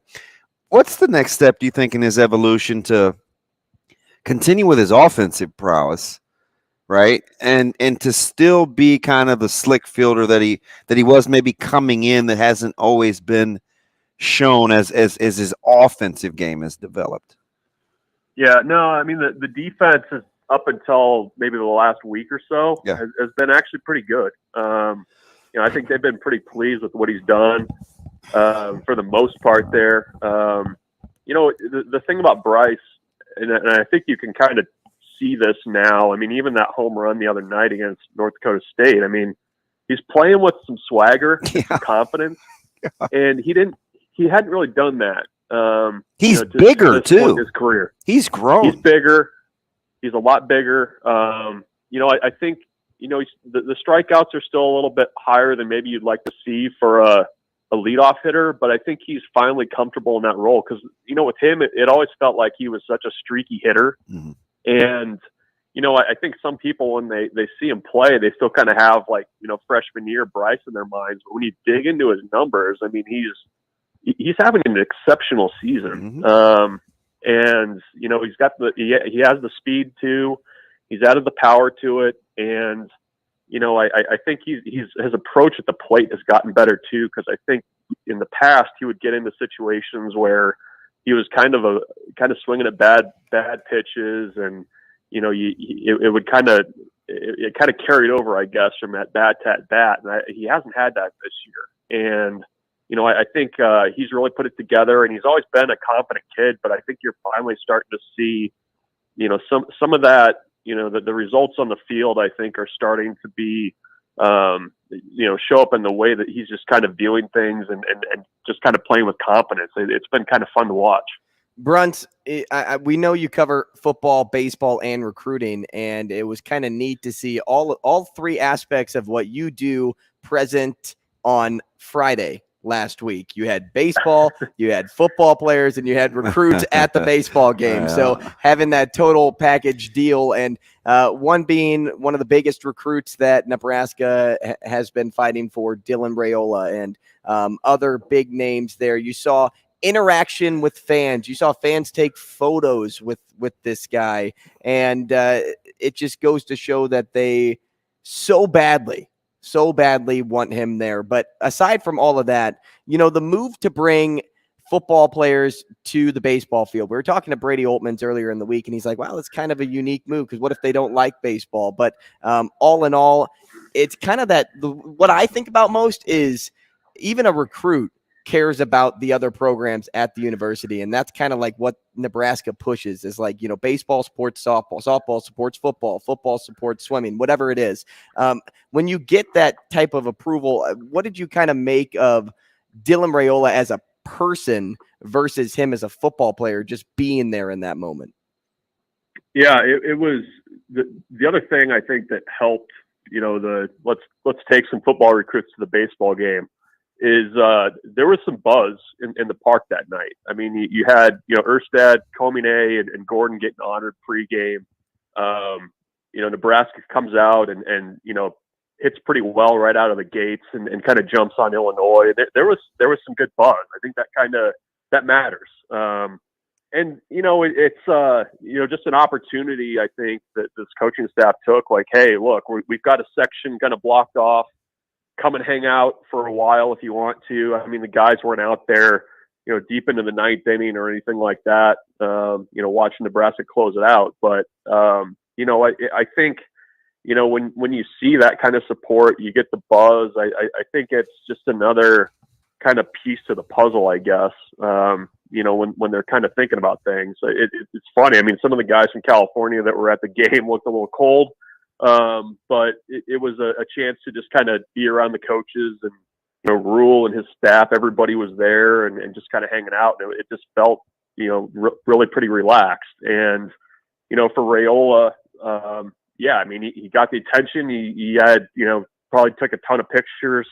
I think he's, well aware of what things would be like for him at Nebraska. I think the fans are really excited about him, and that was a chance to kind of, show them that they're excited about it. So it's not the traditional, recruiting event. I can't remember a time that football recruits were brought over to baseball if they weren't, a dual sport type athlete. So it's unique, but you kind of have to take the opportunities to show off the fan support. I mean, they kind of did that with basketball a little bit too, and kind of taking those guys over there and showing them what the fan support's like in Nebraska, not just for football. Something or nothing about the cancellation of not only the spring game, but some of his other officials.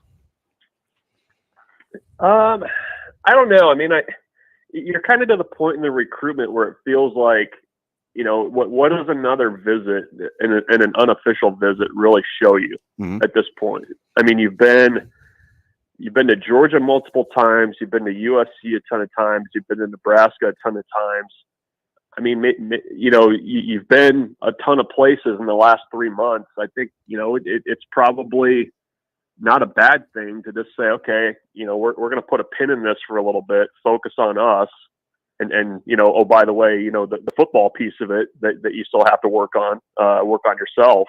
And, I just think now it's kind of like, okay, well, are you getting to the point where you're ready to make a decision? I mean, I don't know, like I said, what else are you going to see? And, aside from just getting some more time around the coaches, I don't know how that benefits you to get the whole family up and come up for a weekend or go to Oregon or USC or Georgia or wherever. So, I feel like it's kind of just, we're in a little bit of a waiting period with this. And I don't get the sense that the family or Dylan is in a huge rush to make a decision here. I mean, I think they're being deliberate, especially coming off the decommit from Ohio State. And I don't know. I mean, it did feel a little bit like overkill in some ways to me, that it's like, okay, you're going to take all these unofficials and then do another round of spring game visits. I don't know. I mean, I just, you're kind of in wait and see mode now. Put these in order for me on March 30th. Correct. USC, Georgia, Nebraska. What does Mr. Pretty measured Michael Bruntz think about the optics of those three schools?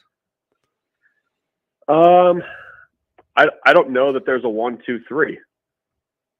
I really don't. I mean, I think those three are pretty even right now.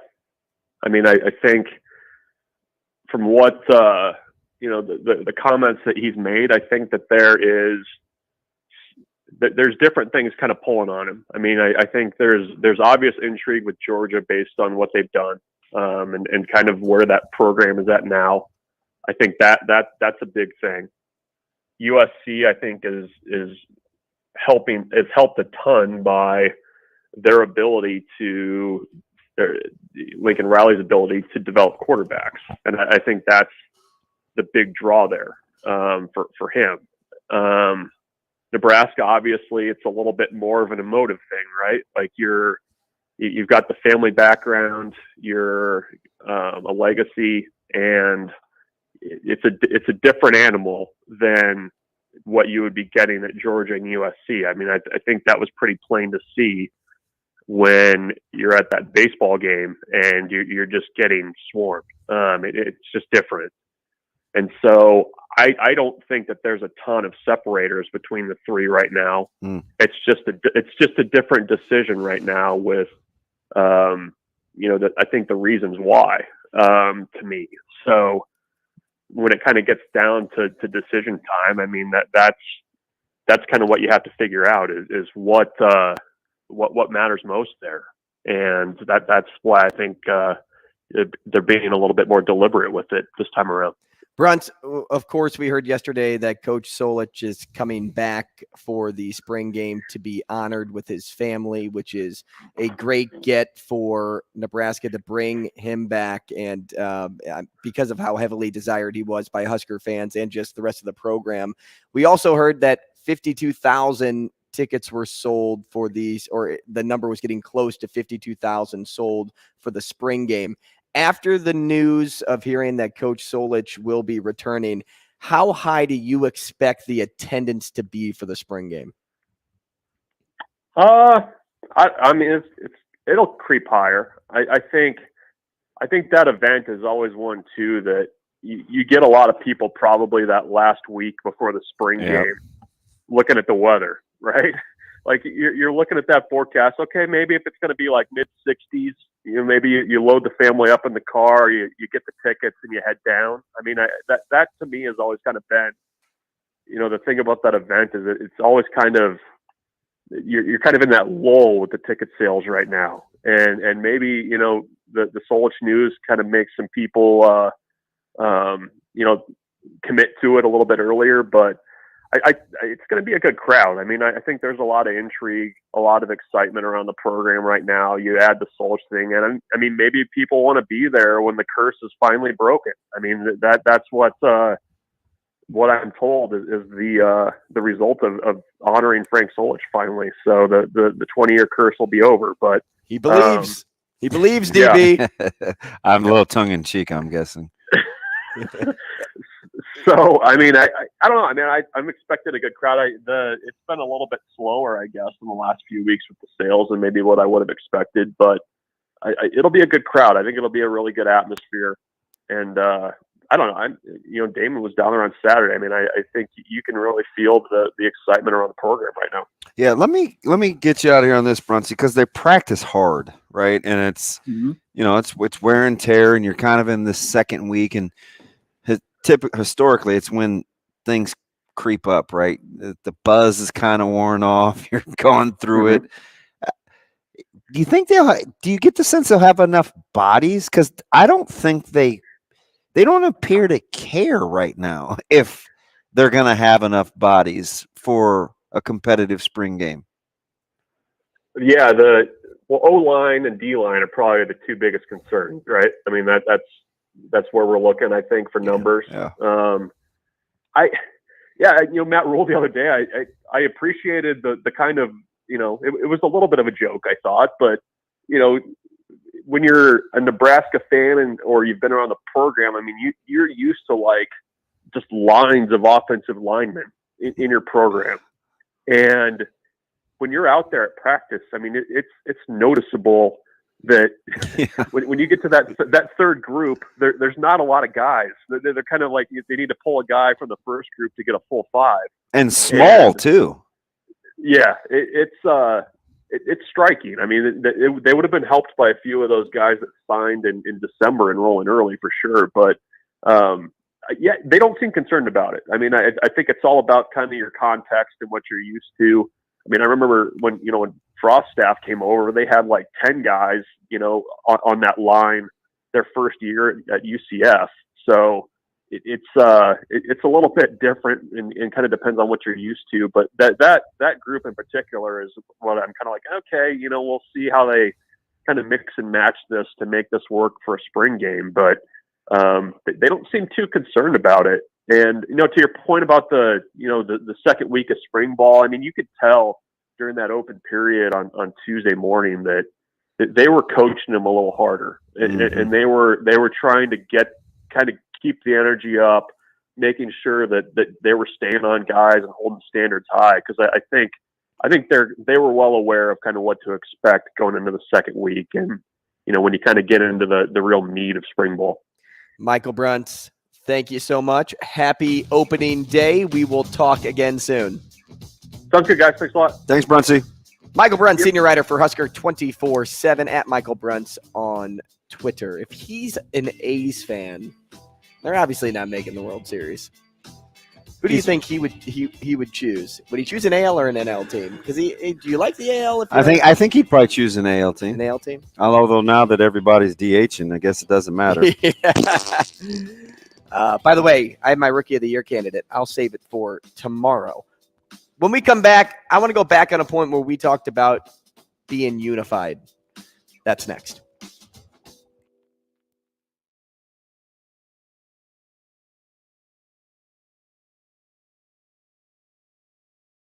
Rogers and Benning will be back in 5 minutes.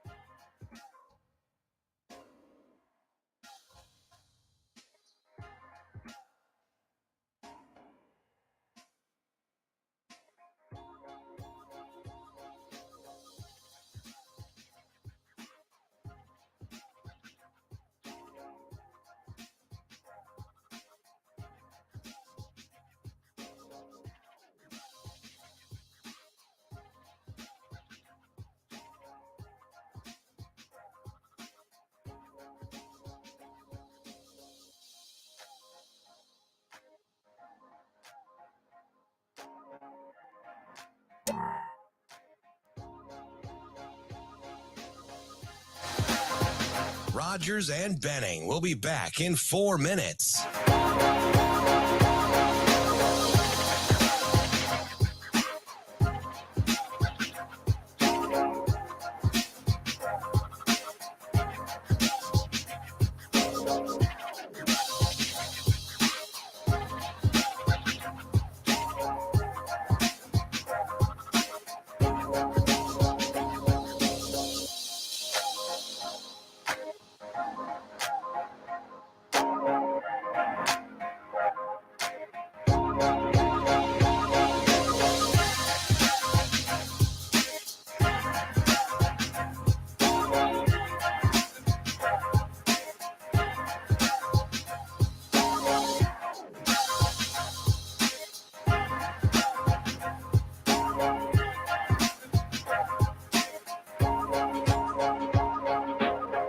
Rogers and Benning will be back in 3 minutes.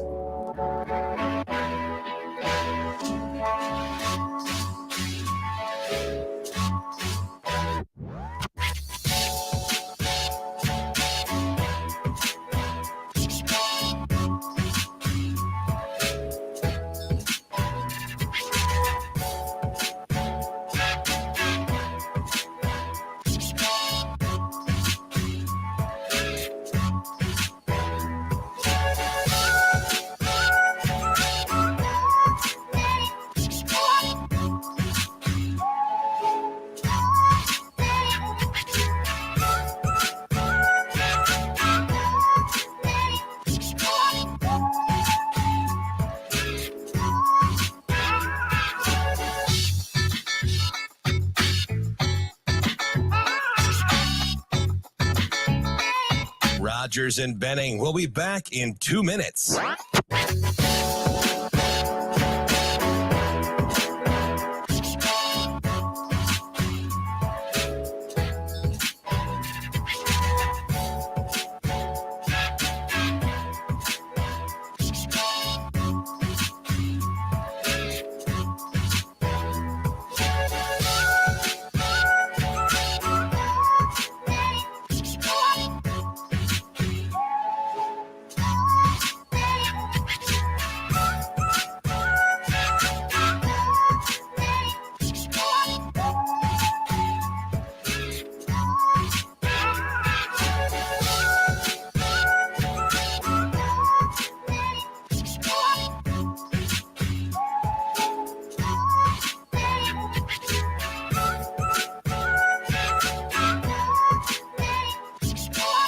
Rogers and Benning will be back in 1 minute.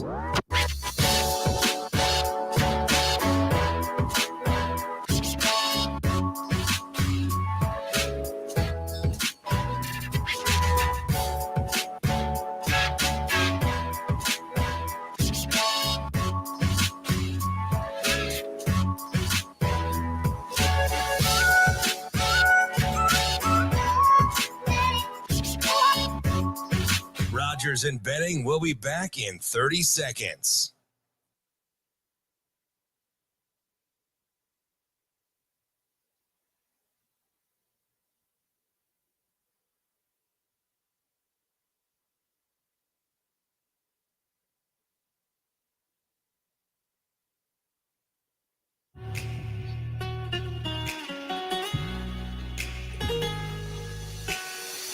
Coffee and Cream with Rogers and Benning on Hail Varsity Radio. After thinking about it, it makes sense, you know, in the sense that so much of what I'm watching Coach Rule do is create this culture of competitive excellence, right? And everything is a competition. Every drill is a competition. Everything we do is a competition. And in the end, again, those are numbers that have to be earned. That's special. It's not unlike earning the right to have a black shirt as a starting defensive player. And so it's different, it's new, it's innovative, it's a different tradition. And I'm fully supportive of Coach Rule and his staff as they're trying to build a culture of competitive excellence. And I know that's going to generate significant effort and interest in players who want to earn the right. Those are going to be special young men who represent the ideals of a culture that Coach Rule feels strongly about.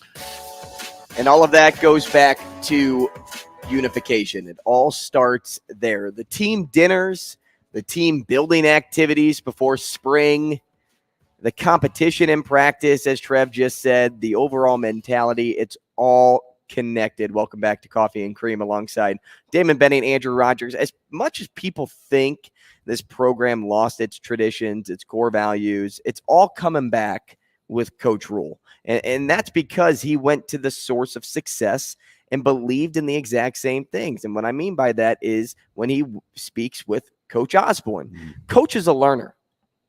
As much as we say players are the sponges, he's a sponge. And with unification being on the table, it calls for better efficiency, communication, that's the big one, work culture. And what did I say yesterday when I talked about my crock pot meal? When it was all said and done, what do you get to? What's the final thing? It starts with an S.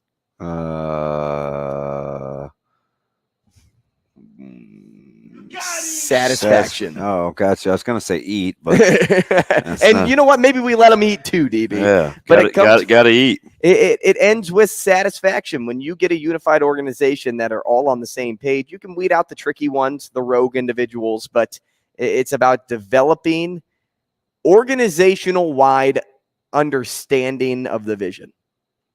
Or I mean, that's a lot in there. Organizational wide understanding of the vision. So, or better yet, program-wide understanding of the vision.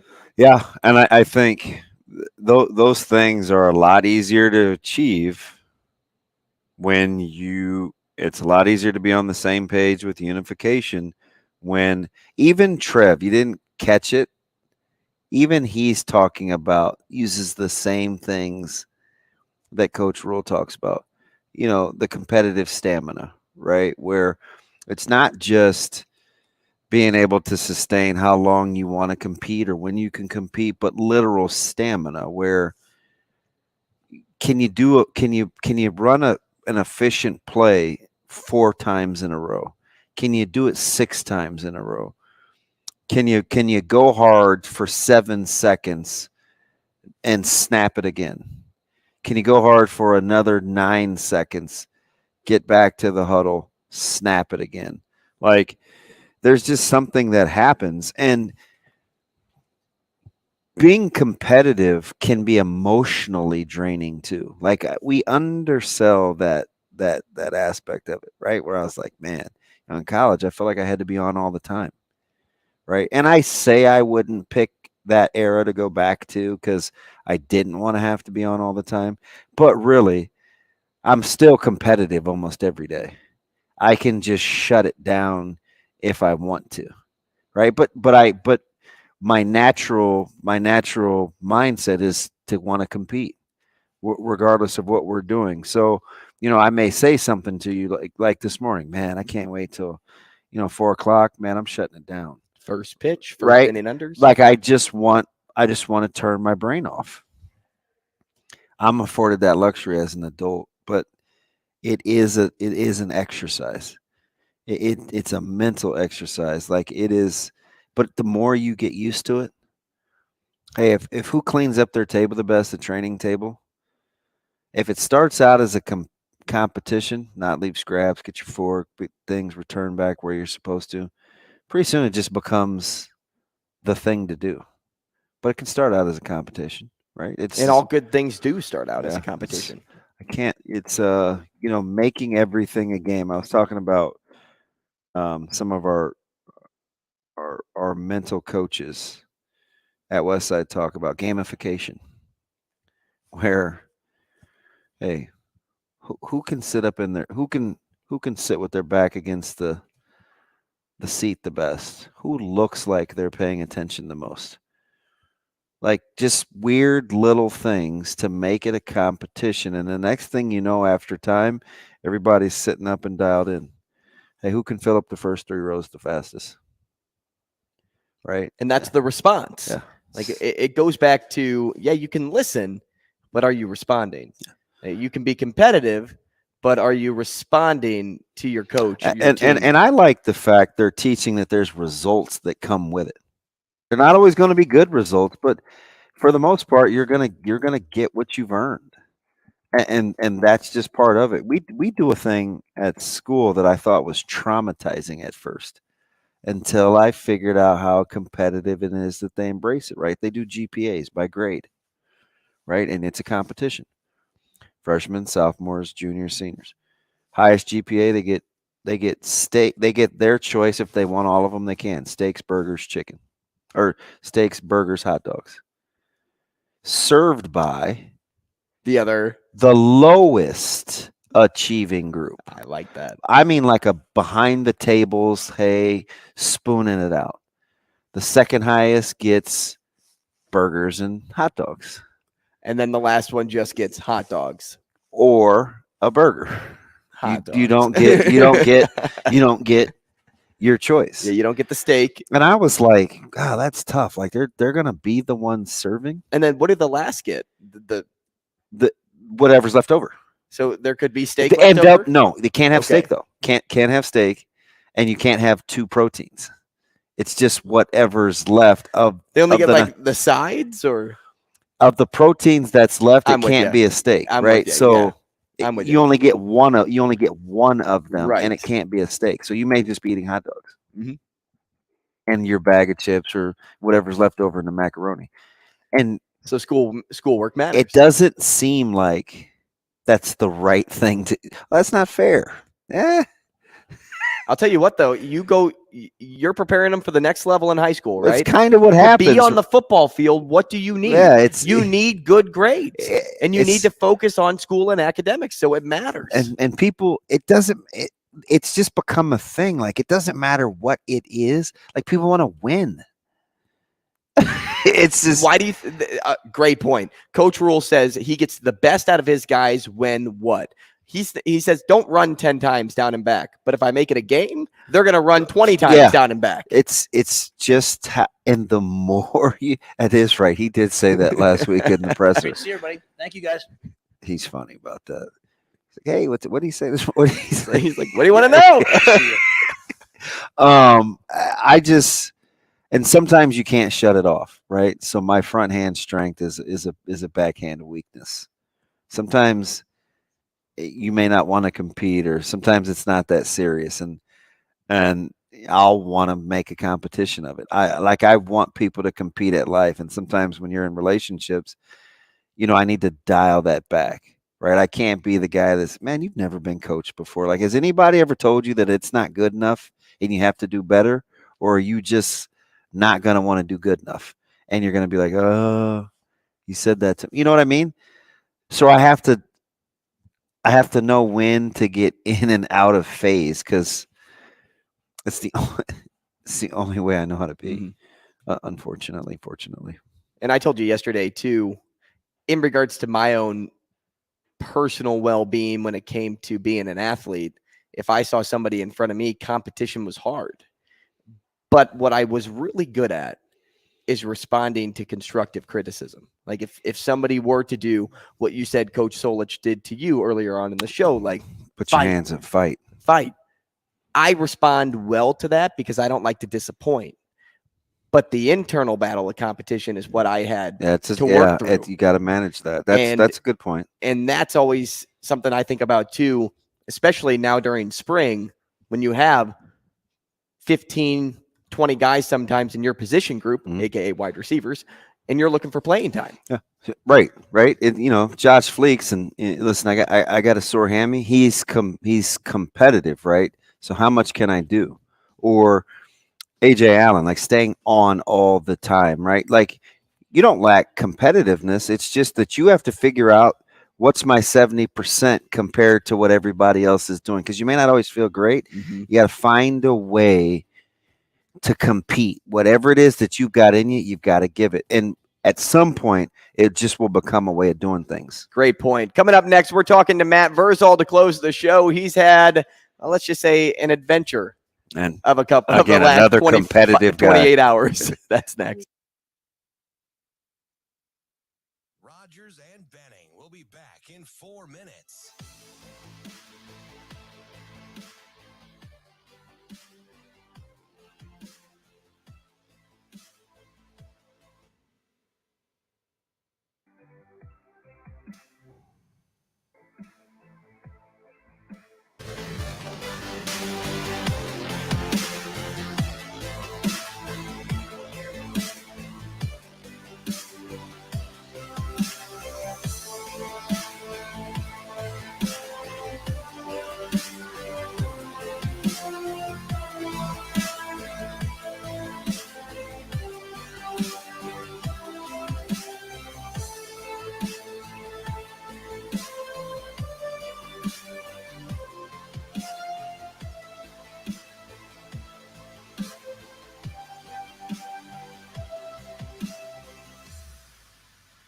Rogers and Benning will be back in 3 minutes.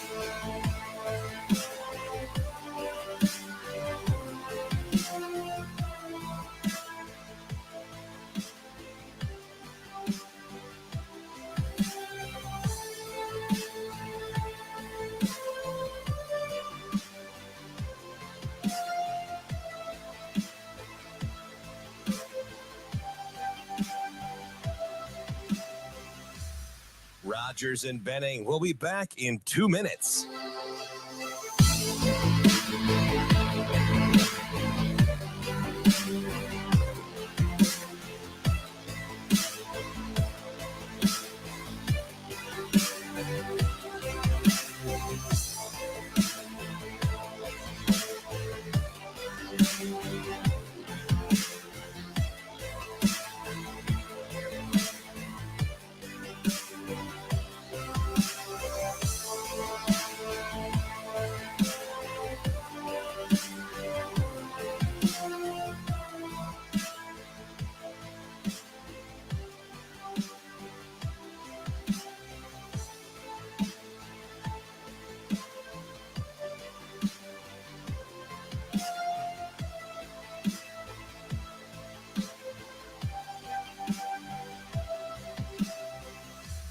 Rogers and Benning will be back in 1 minute.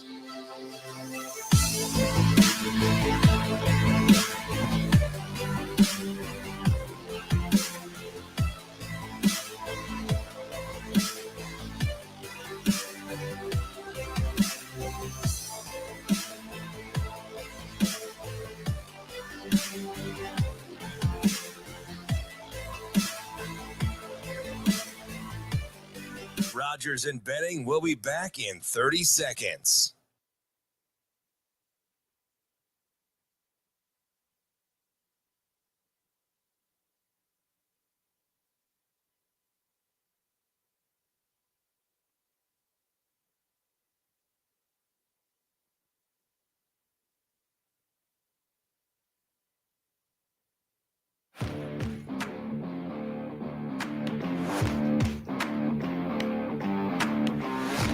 Coffee and Cream on Hail Varsity Radio with Andrew Rogers and Damon Benning.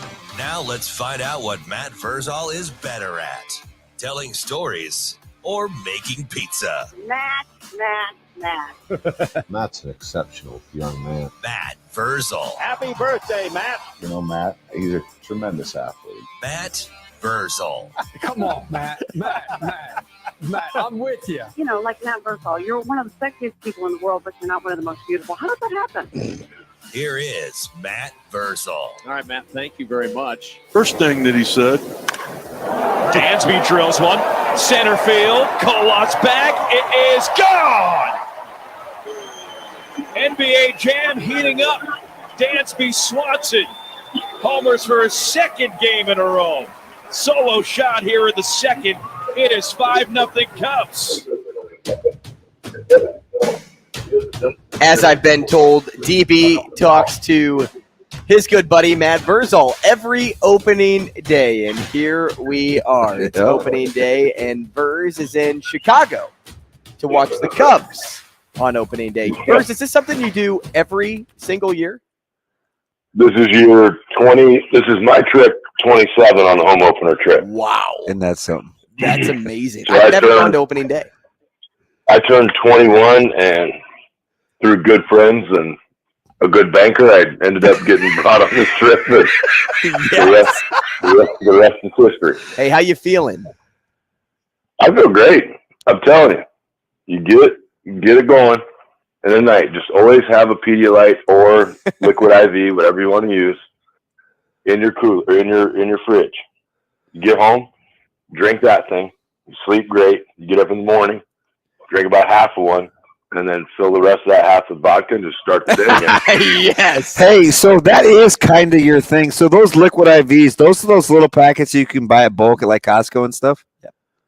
Yeah, they're good. There's a nostalgia to me with the Pedialyte. I just fire that baby down, and I know my numbers. I know what I got to get done to function the next day, and away we go. Yeah, you and Caleb. Do you have a particular flavor? I notice you sometimes it varies. Cold. Cold? Well, is that the key? Oh yeah, it makes everything cold. Makes everything taste better. Now, are you a guy that avoids sugar, Verz? Because I know sugar can really give you a hangover. I do. I just drink vodka. Like I had a bad experience. With beer, which I had drank majority of my life. Yeah, well into your adult life. Yeah, well, I was pretty fat, and then I lost some weight, and I think something in there, my body was like, hey, maybe if we don't freebase this sugar so much, we won't be so fat. And so I was like, but yeah, like at a tailgate, my throat started to swell shut. And this was just like 3 or 4 years ago, if I remember right. No, this is no. This is like 10. No. Oh, I shouldn't tell you. It's you. But I haven't been to a game, and I haven't been to a tailgate in 10 years. Okay, but wait. So where was the wedding? The wedding wasn't that long ago where you thought you could maybe try a beer and it didn't go well. You were smoked. No, I don't even mess with it. I'm straight edibles and vodka. Yeah. Wait, what? Nice. Yeah. Crossfade. But yeah, so anyway, I started housing Bloody Marys after I thought my throat would swell shut, because in my brain I'm like, well, vitamin B has got to be good. I did that. And I know there's sugar in vodka. People that are going to send me stuff. I get it. Leave me alone. It's all right. Not all tequilas are clear either, apparently. So that is absolute 100% fact. Hey, so what are you looking forward to today? I know you're going to have great seats. Yeah, we're row 18, section 14. So I should be behind the left-handed batter, behind home plate. We're just kind of starting to redehydrate. Patent pending on that. The guy that tweets that at me, I'll give you full credit. Limo Lou will pick us up at 10:45 over at the Drake, and he'll have some beers. I'll have to smuggle my Pedialyte vodka in there, and we'll go over to. We got reservations at Rizzo's. Yeah. So we'll go over there and booze it up, and then we'll wander around for a while and go in the stadium. I do always have to walk over past Sports Corner, because there's a chance like Wiegert and Keneally and those guys will all be there. That's always a funny passing in the streets. It's like, hey, how's it going, fellas? Hey, Limo Lou's your same guy every year, right? Yep, we found Limo Lou a little while back. We were walking on the street, big group of 15, 18 guys trying to get cabs. And this dude pulls up, and he's got like a sweet, 25, 30 passenger, tricked out van, right? It was nice. And so he pulls up next to us. He goes, hey, you guys looking for a ride? And I was like, oh, man, we are going to be dead. Yeah. Did you make it back to the place that you went to during COVID that closed at 8 or 9 and you wanted to weasel your way in? Or did you cut them off? One? Yeah. Did you cut them off? Oh, no. Go during the Rona, that doesn't count. I didn't judge anybody during the Rona. That was my one victory in 27 years. I won. I still wanted to drink, and nobody would serve me. Yeah, and that was because I was hammered, because nobody was open. That was what, 3 years ago? Doesn't that seem like an eternity? Yeah, it does. It seems. Well, I was just talking. We hit up. We ate at Rosebud, which was awesome. We got drinks a couple times at the Drake, what'd you eat? Which was funny. I ended up getting the Delmonico. Oh, and people will judge me on this. Me. But the Rosebud makes this dope hamburger. And people go, oh my God, you're going to go to Rosebud and get a hamburger? I was like, yeah, have you ever had this hamburger? It's the best hamburger in the world. But I didn't. I got it. I got the Delmonico, and we got it figured out. But anyway, so then we go to a couple other bars and a couple other haunts. We ended up at the Redhead Piano Bar. So singing and dancing and drinking, and some of the fellas were throwing out lines to no avail. And hey, you're like, hey, tight game. Yep. Fortunately, though, as this has progressed, some of the fellas on the trip have become single. So there's a little more entertainment. Yeah, it makes it interesting. And then I was trying to help a couple of them out. I was like, hey, they're old. And I was like, hey, take this line. I'm like, go over to this girl and be like, hey, can you help me with my phone? And then the girl will be like, oh yeah. The girl will be like, oh yeah. What can we do for him? I'm like, well, I think my phone's broken. Your number's not in it. Yeah. No, and when he says old, they're old. It's good wingman. Like me and you combined. Oh yeah. Yeah. Hey, what's another? Is that your only line, or do you got another one? You can't hey kid, you can't put them all out there. I don't need them. I'm set. Hey, so now, am I jinxing you? I think you guys are actually a dark horse. I was tempted, but I couldn't do it with the Phillies and the Mets. I was tempted to say you could win the division ahead of the Cardinals. Is that too much? Well, I mean, what are you drinking? So listen. I don't think you can make the wild card. You either have to win your division or you're going to be out. I don't think any NL Central. Once Stroman goes out today, I'm pitching. Right? yes. Like there's no pitching. Wow. Hey, do you want to ask him for his do-rag or no? Would you wear that little skull cap thing? If he throws a no-hitter, I'll wear one. Oh Lord! We'll if he throws a no-hitter, man, I'll work for free at Pisons anytime you want me. Is that for the full year? Yeah. Well, hey, listen, he throws a no-no. You tell me whatever you want to. I'd be so happy for you, as long as it doesn't conflict with my work hours. He's not going through the lineup throwing a no-hitter. This dude was mad at me at how I was serving Diet Cokes the other day. Yeah, I heard about that verse. What's that? That is not true. You were serving Diet Coke's fine. There was a patron that was being very impatient, and she needed to learn a lesson.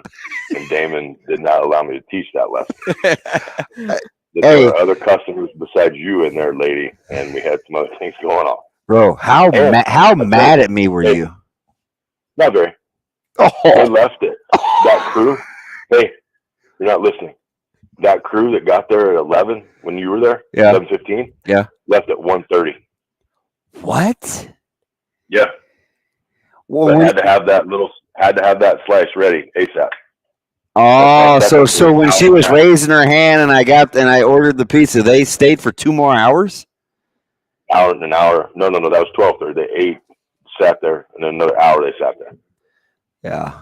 Maybe she asked me because she thought that's what I do. Yeah. Good one. Hey, tell these guys the story. They don't believe me. And I didn't give him up because the guy that you made come in and sit right next door down to me, but he was super cool. He was hilarious. So he had a 30 pie order. Yeah. He only had one request. Yeah. What was it, and what'd you tell him? He said, he's like, hey, and he's a great guy. Mike's a stud, J.E. Dunn guy, good dude. But he was like, yeah, we're gonna do this, Can you cut these pizzas into squares? And I kind of looked at him. I was like, no. I said, this is not communist Russia. I was like, we will not do that. I was like, you can get 8s, 12s, or 16. So you can pick whichever one you want. He looked at me. He's like, I don't even know what to do with this. I was like, I don't even know what to say. You know what? The line of the deal though, because as I was trying to get out of there and you wanted me to be uncomfortable, I go, God, I said, I hate that guy. And he goes, I do too. That's why I love him and I come here every day. I said, I have no idea how he makes that work. The man people hate to love. Man, Verse, we appreciate you, man. Thanks so much. Enjoy opening day. All right, boys. Good luck. Follow along on Twitter if you'd like. I will. I'm following for sure. And you can follow too at VRZ51. That's it for the show today. Enjoy opening day. We'll see you tomorrow.